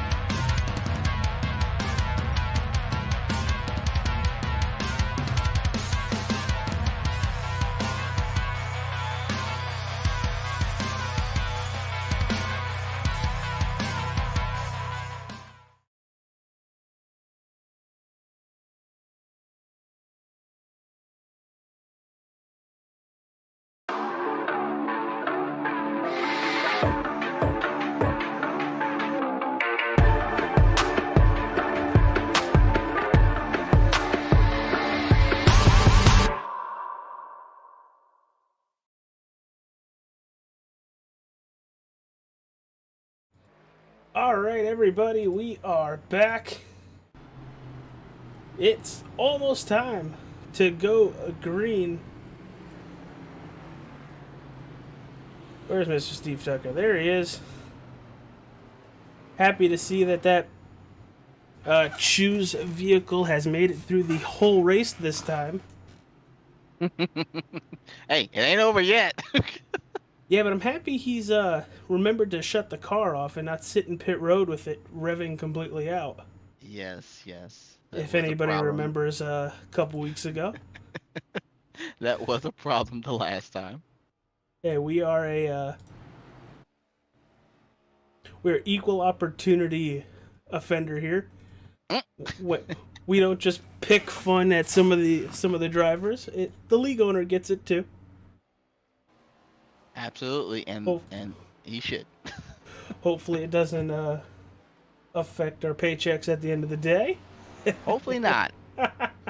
Hopefully not. I'm AJ Capola. That is Brandon Bowie. Thank you all for joining us. We're choosing now. Whiteley goes to the inside, Barossa to the outside.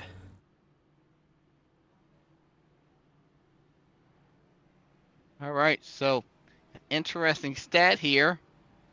Joseph Millie pitted again. Wonder if he's topping off, or I don't know. Interesting. I'll let you know if he took tires. And he took tires.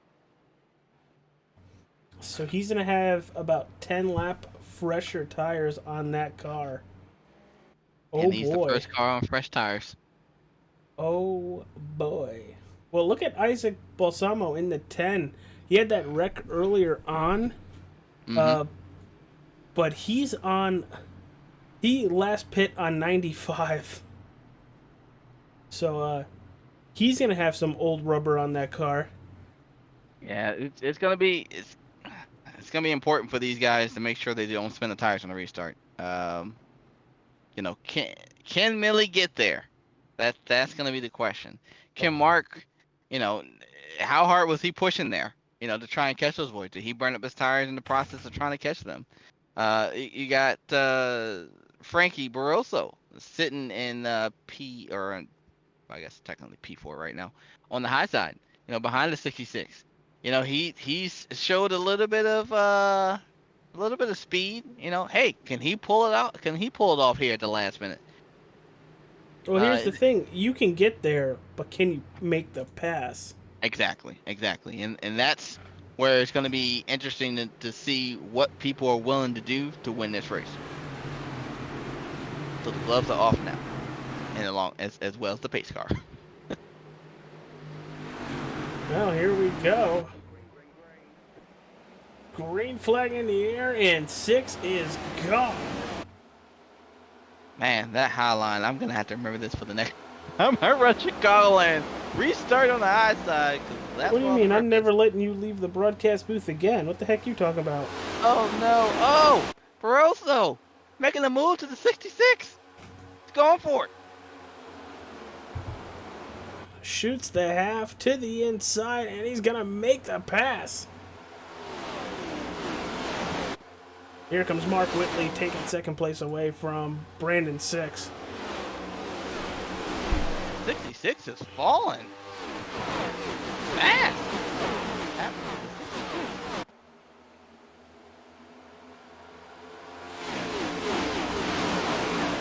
He's got to regroup. He's having an issue. I don't think these tires were matched and staggered correctly per Days of Thunder. Barroso, your P1 right now, followed by Mark Whitley and Nick Biddy. Oh, looks like they're wrecking in the back. Landry Monty. The caution come out yet? Yeah, caution is out. There it is. Oh, they were 3 wide. Oh God. Where did Where did 5 come from? oh no, there's more. They're flying in. We're gonna have to back that one up. Where did the 5 come from? Him in the 74, it looks like, coming out of turn 4. Did the 5 touch the wall? Here it is. Yeah, kisses it a little bit. Oh, the 74 moved up. Oh. Hold the. Oh God. Oh. And there goes Mike Bennett, just nothing Wow. to see here, nothing to see here. 74 clips the 5, and that is a lot of damage on a lot of vehicles. Yeah, that's another bunch of guys that innocent value standards. Yeah, can't talk. Well, sorry, innocent people that got caught up in that. Guess if you're Frankie Barroso, that is probably something you didn't want to see, especially since you were pulling away. Brandon 6 on pit road. He's gonna fall quite a long way down the running order. Yeah, I knew something was wrong because he was falling way too fast. I'm not sure what was going on with that, but hey, we got a new leader. New leader, car number 12.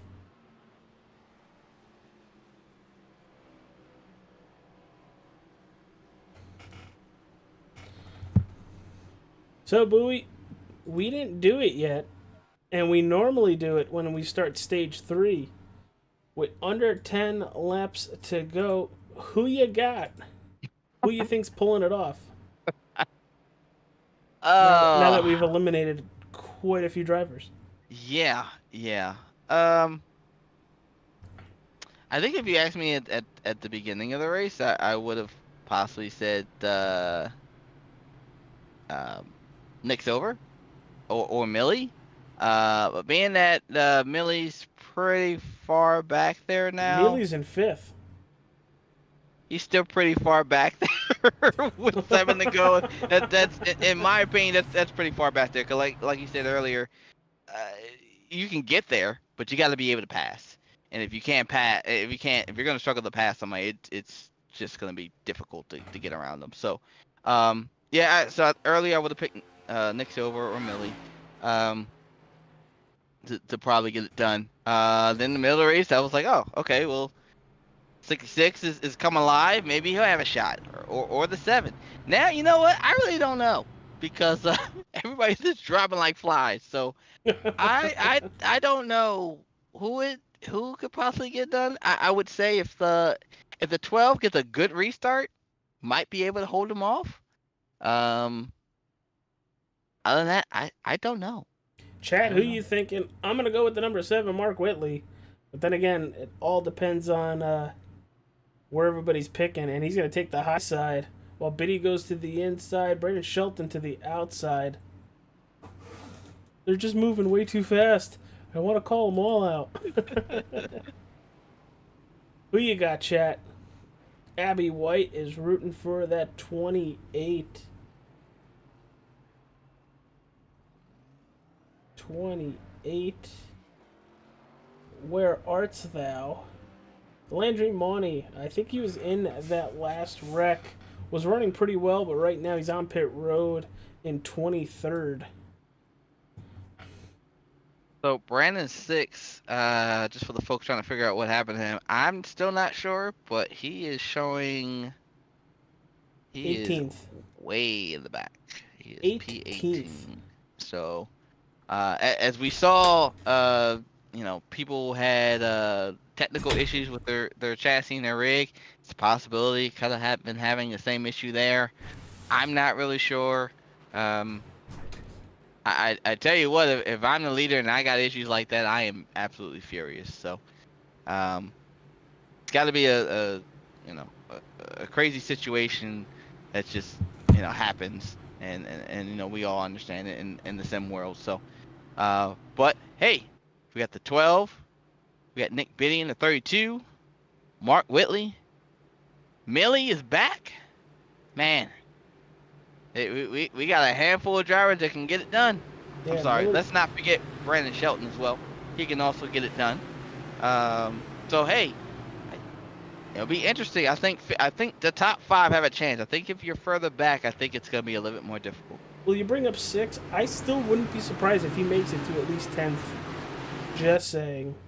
But here we go. Pace car is in.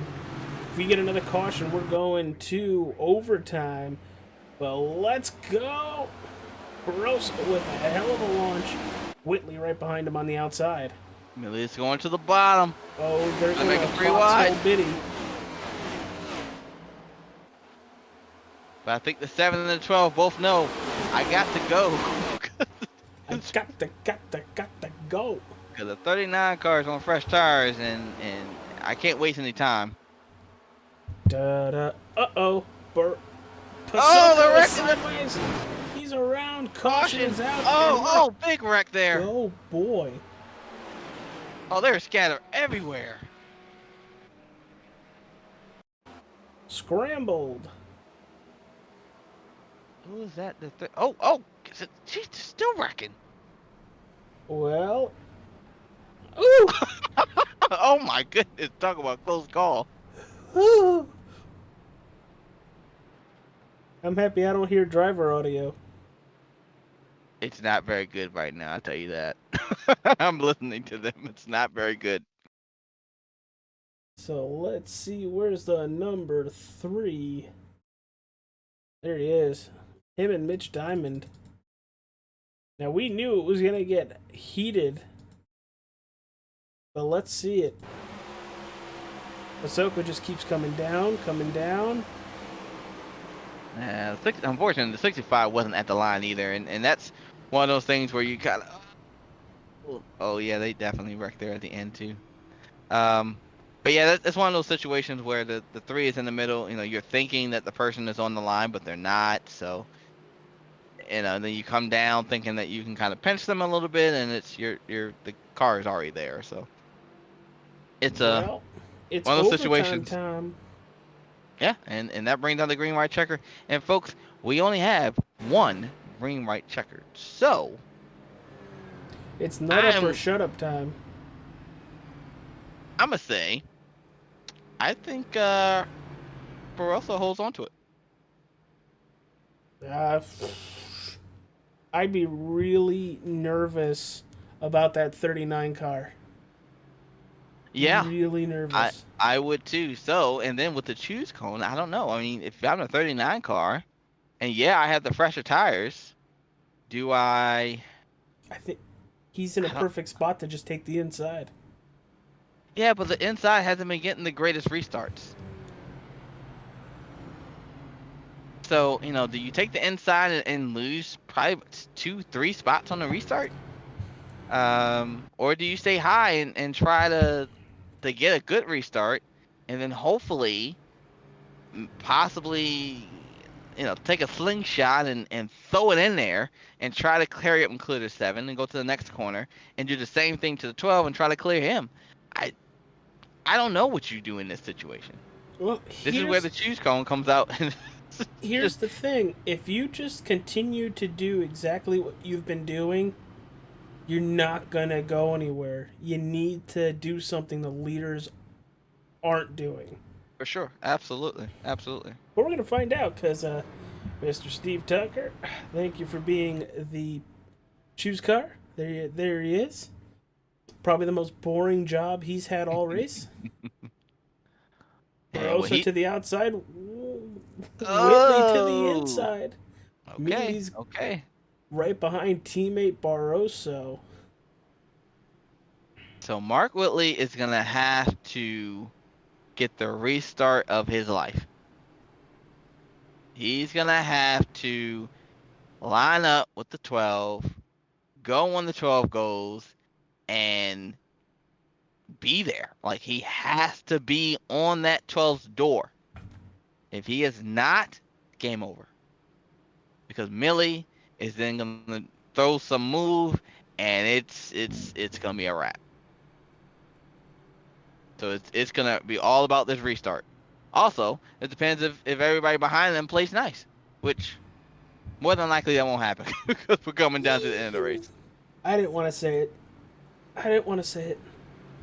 Hey, these guys are racing for wins. These guys are racing for the highest finishes that they can get because they know when it comes to playoff times, even 1 point is important.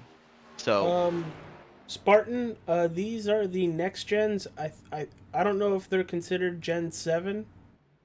Bowie? Yeah, they are Gen 7s? Okay. Mm-hmm. Yep, these are the Gen 7s. Well, these Gen 7s are about to hit the loud pedal one more time, and hopefully we see this end under a green-white checkered, and not just the yellow. But Barroso on the outside, Whitley in second on the inside, your second row, Nick Biddy and Joseph Mealy. It's time. All right. One last time. Here we go from Chicagoland Speedway.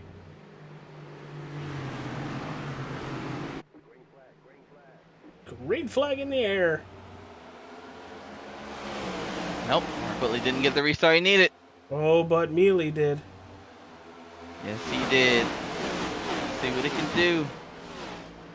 He's going to stay on that outside, look for the run. He's going to have to block that run. Oh, they're wrecking behind him. Oh! Yellow is out. Barroso is going to win at Chicagoland Speedway in the Elite Performance 200.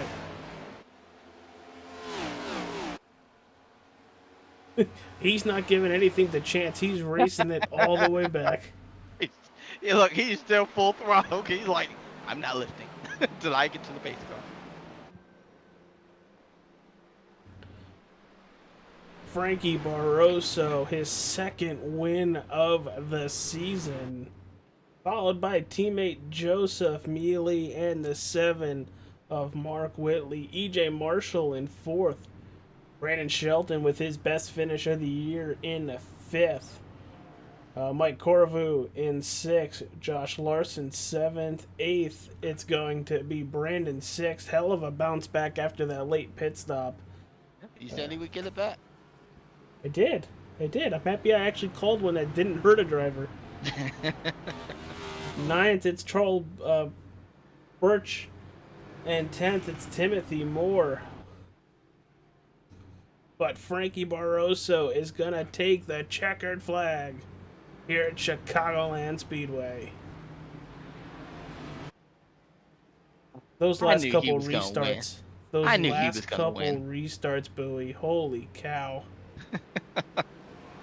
Yeah. Like I said, restart was everything. And if Mark Whitley did not get side by side with the 12, it was going to be game over for him, and it was going to open the door for Millie. And Millie had to do everything to get to him. He did not need that last caution. And, you know what happened. So, Frankie is a heck of a driver, man. I mean, he's quiet, and he does what he needs to do when it's time. And he showed that he can go out there and beat the best of the best. This is now his second win of the season. He might be starting to get hot, boys. Yeah, if he starts to turn it up, everybody else is in some serious poop water. Because when Frankie Barroso gets on a tear, the only person that could stop him is him. Yeah. Agreed. Absolutely agreed. So congratulations to Frank Barroso. Can't wait to talk to him and kind of see what his thoughts are. His last win was at Pocono, so this win will probably feel a little bit different. Just a tad. Oh man, let's see if we can get some interviews as drivers are starting to get out of the car. As you see the 12 burn it down. Yeah, See if he stops Whitley. moving, I was gonna say if he stops moving, maybe I can catch up to the car and actually All I talk hear to is the him. Benny Hill music.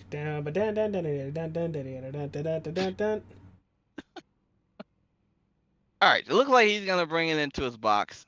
Let's see if we can. Frankie Barroso, you got Brandon Bowie down there with you.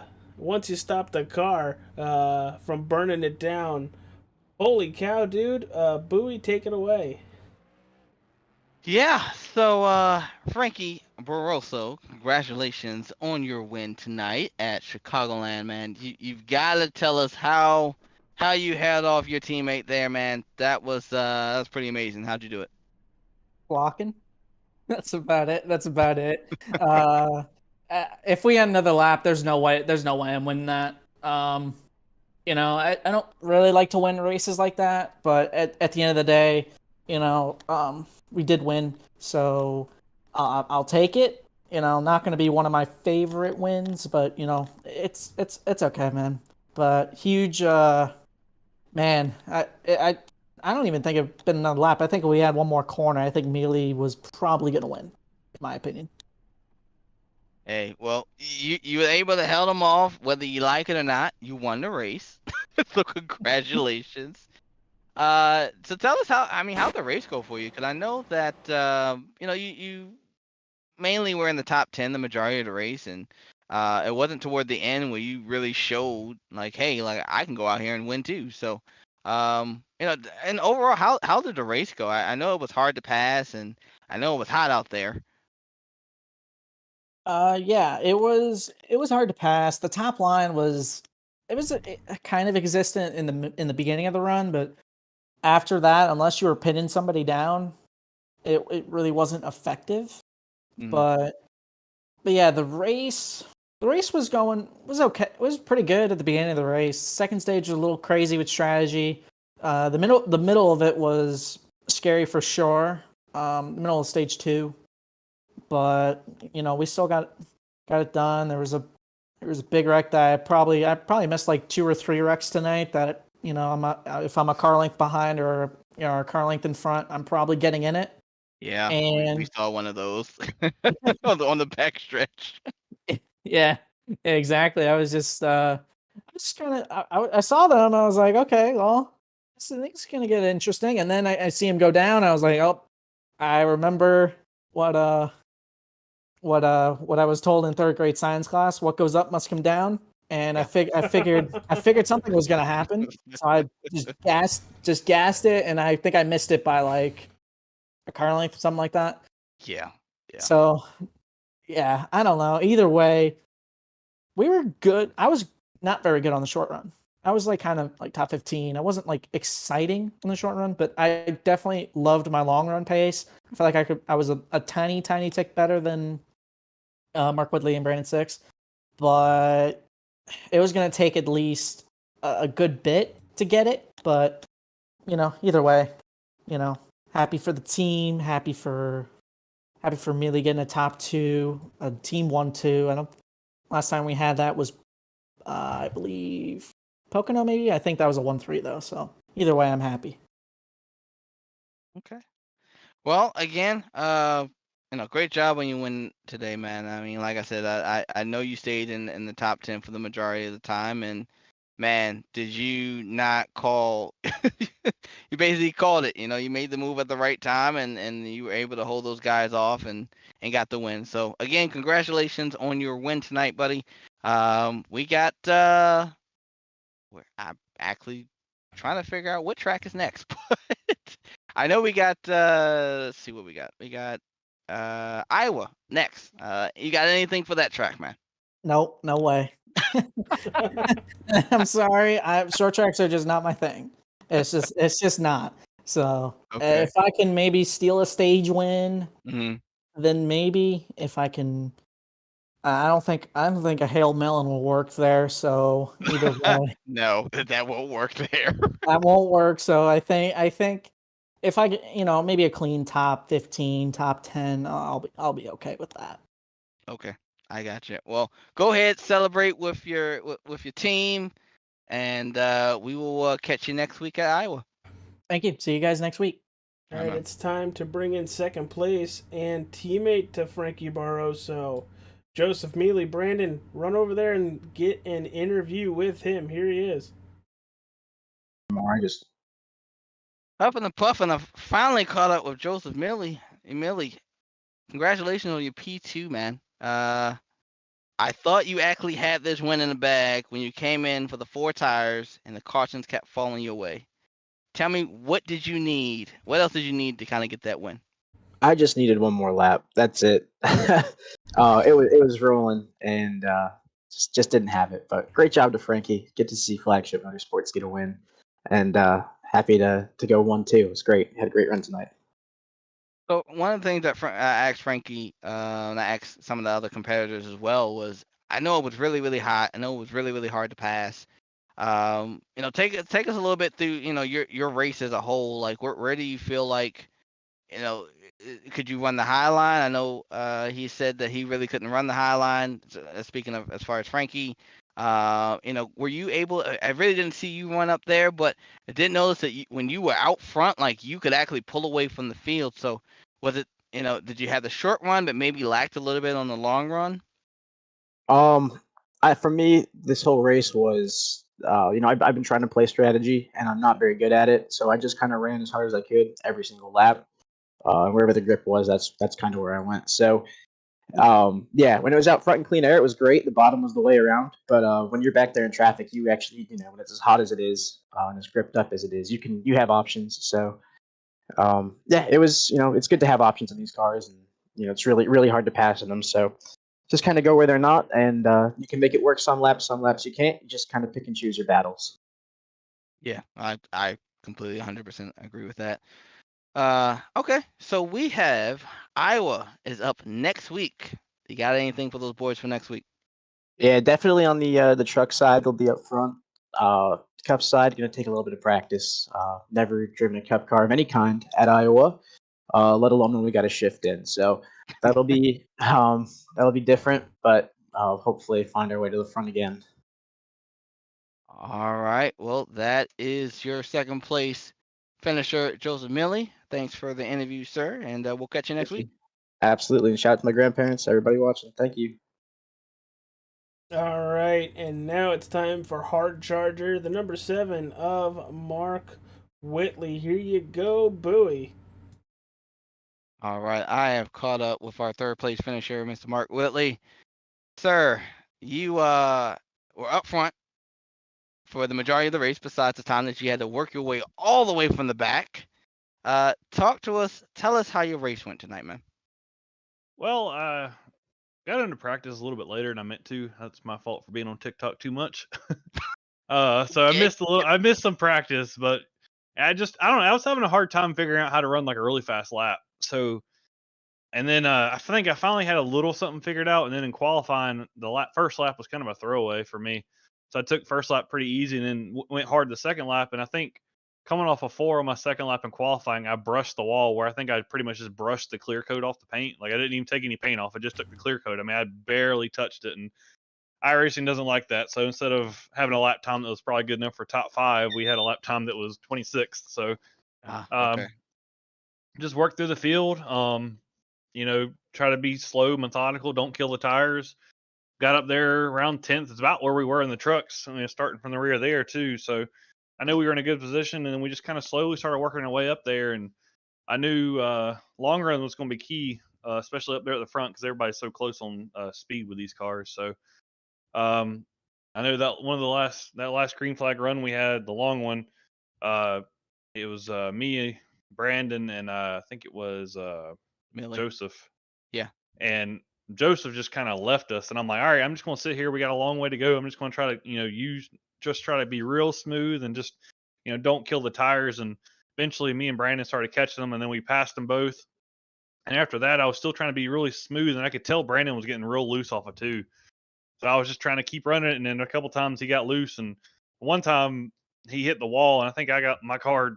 I was either too close or my card just wanted to copy him, and I kind of tagged it too, but I think he got it worse. And I think 2 laps later, we finally got a good enough run, cleared him, and then he came to pit, and we pitted a lap later.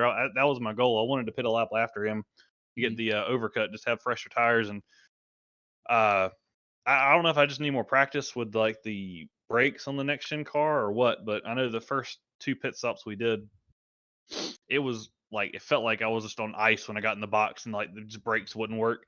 First time I slid through my box. The second time I think I was an inch away from sliding through my box. So I took it really easy getting in the box on that green flag because I really didn't want to. I figured, as long as I got in it box clean, it'd been good. And I think we lost some time doing that, and then we came out about 3.5 seconds behind Brandon and Joseph. And it was just kind of, honestly, I was just like, all right, try to run hard, but still run smooth. And first couple laps, I didn't really gain any ground. I might have lost a 10th or 2, but then right there, the last couple laps, right before that caution came out, I felt like we were really making up time. We had it down, I think, 3 seconds. So we gained about a half a second on Brandon. And I think if it went green at that part of the race, we might have had something. I think Brandon was pushing it too hard, and we might have just had enough time to get to him. Or if I'd have got to him, I'd have passed him. That's all I'm going to say with that. But it's I don't know. On the restart, it was pretty much a gamble if you wanted to take tires or not. If you take tires and nobody else does, you're going to be sitting 15th with 8 to go, and you're going to be stuck. So I decided to stay out, and didn't get a good jump on the restart. Frankie got around Brandon. I don't know if his tires or what was up with them, but I got around them pretty easily too. And they kept wrecking, and we didn't really get much green flag running. And finally, had Brandon and Joseph both up there, and I tried to time it, and I just went a little early, so I had to back off of it, and he got a good jump off of me. And that was about the only chance I had, is if I could have maybe timed it perfectly and somehow managed to get a nose in front of him before the caution came out. But wasn't meant to be. But I guess starting 26th, I'll take a 3rd place finish, especially the night we had. It was up and down and eventful, but a lot better than getting wrecked or finishing back there where we started. Yeah, I been there, done that, so I know exactly what you mean. So we got Iowa coming up next week. You got anything for these boys for next week? I hope so. I know I'm gonna get some nephew-in-laws to do some paint schemes for the car, so hopefully turn out pretty good, and so try to put it in victory lane. I know we've been close a few times. We've got to win at Lowe's, Charlotte. Yeah. Thinking real old school there. Yes, yes, you are. So hopefully, Iowa's a decent track. It's a little tricky with these next gen. It's just, to me, like the brakes on these next gen have always kind of felt kind of numb. So it's going to be, I think it's just going to be another situation where it's going to be about, if we get some green flag runs, you're going to have to take care of the tires. And if we don't, then you're going to have to go like hell, and hopefully hell don't catch you. So yeah. It's going to be interesting, I think. So hopefully we can come out on top. If not, we can get another strong finish and do good in points. All right. Well, anybody you want to shout out before you roll out? Yeah, I'm gonna give a shout out Brantley Harpoon Design, putting together this awesome paint scheme. I think he also did Frankie's, so you can check him out, harpoondesign.com. Not only is he the one of the best painters on iRacing, he's also a hell of a spotter. So appreciate him doing double duty on all race nights. So give him a look at harpoondesign.com. I think he's got like, I done lost count how many paint schemes he has on Trade and Paint if you want to check out what he's got on there. So check him out. And then other shout out to my family tuning in to broadcast I do during the week. I'm almost doing one every night at this point, so I appreciate them tuning in. And another, I guess, the last shout out to you guys putting on the broadcast. It's y'all do an awesome job. Can't wait to go back and watch. Hopefully it's hopefully it's entertaining to watch as it felt like it was in the car. So hopefully we can go back and take a look at that and enjoy the show and not be all stressed out about it. Well, we definitely got a couple laughs ourselves, so I'm pretty sure you'll enjoy. And thanks for the shout out, for the broadcast as well. So everybody, that is going to be your P3 driver, Mr. Mark Whitley, and we'll see you next week, sir. All right, Bowie. Now that you can relax from running car to car, give us your final thoughts of the 128 lap event we had tonight. It was an up and down race. Starting from the beginning of these guys, kind of being respectful and everything. We got to stage 1 for the most part pretty good. I thought that was good, clean racing. Stage 2 got a little bit more aggressive. And it's just people just being aggressive, driving. That's part of racing. And then stage 3, we had that long run. We saw green flag pit stops, which is always fun and more interesting to watch, as well as the battle between Millie, Six, and Mark. Trying to outdo each other basically on strategy. So that was definitely fun to watch. And then unfortunately, when the caution comes out like that, it's usually going to breed cautions that breed more cautions and more cautions. So not the best ending, but I think overall it was still a great race. I had a blast in the booth with you, man. I'm not gonna say anything else. I don't want Emery to feel like I don't want him to come back. I'm not gonna say anything like that. I miss my guy Emery, so can't wait for him to be back in the booth. But man, I had a great time tonight. How about yourself? Dude, I had a wonderful time. I love calling these events with the Wheels America Cup Series, and I might have to chime in more and more now, because tonight was fun. Congratulations to Frankie Barroso being $20 richer via the Elite Performance sponsor tonight. Remember, everybody, a 13-week pass for setups starting March 13th. 13 weeks, you only pay for 11. Automatically become an EPI development driver. 1,000 iRating gain goal in 1 season. Free adjustments. Free customer service. Access to Sunday team test sessions. Access a private Discord channel containing 24/7 support from EPI drivers and builders.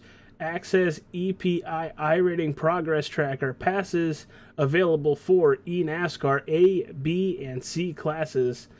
Now, if you look at the YouTube chat, we have the code pinned, so you guys can punch in that code and get the benefits. For Brandon Bowie, I am AJ Capola signing off from Chicagoland Speedway. Thanks for tuning in. Stay safe, stay cool. Peace out, everybody.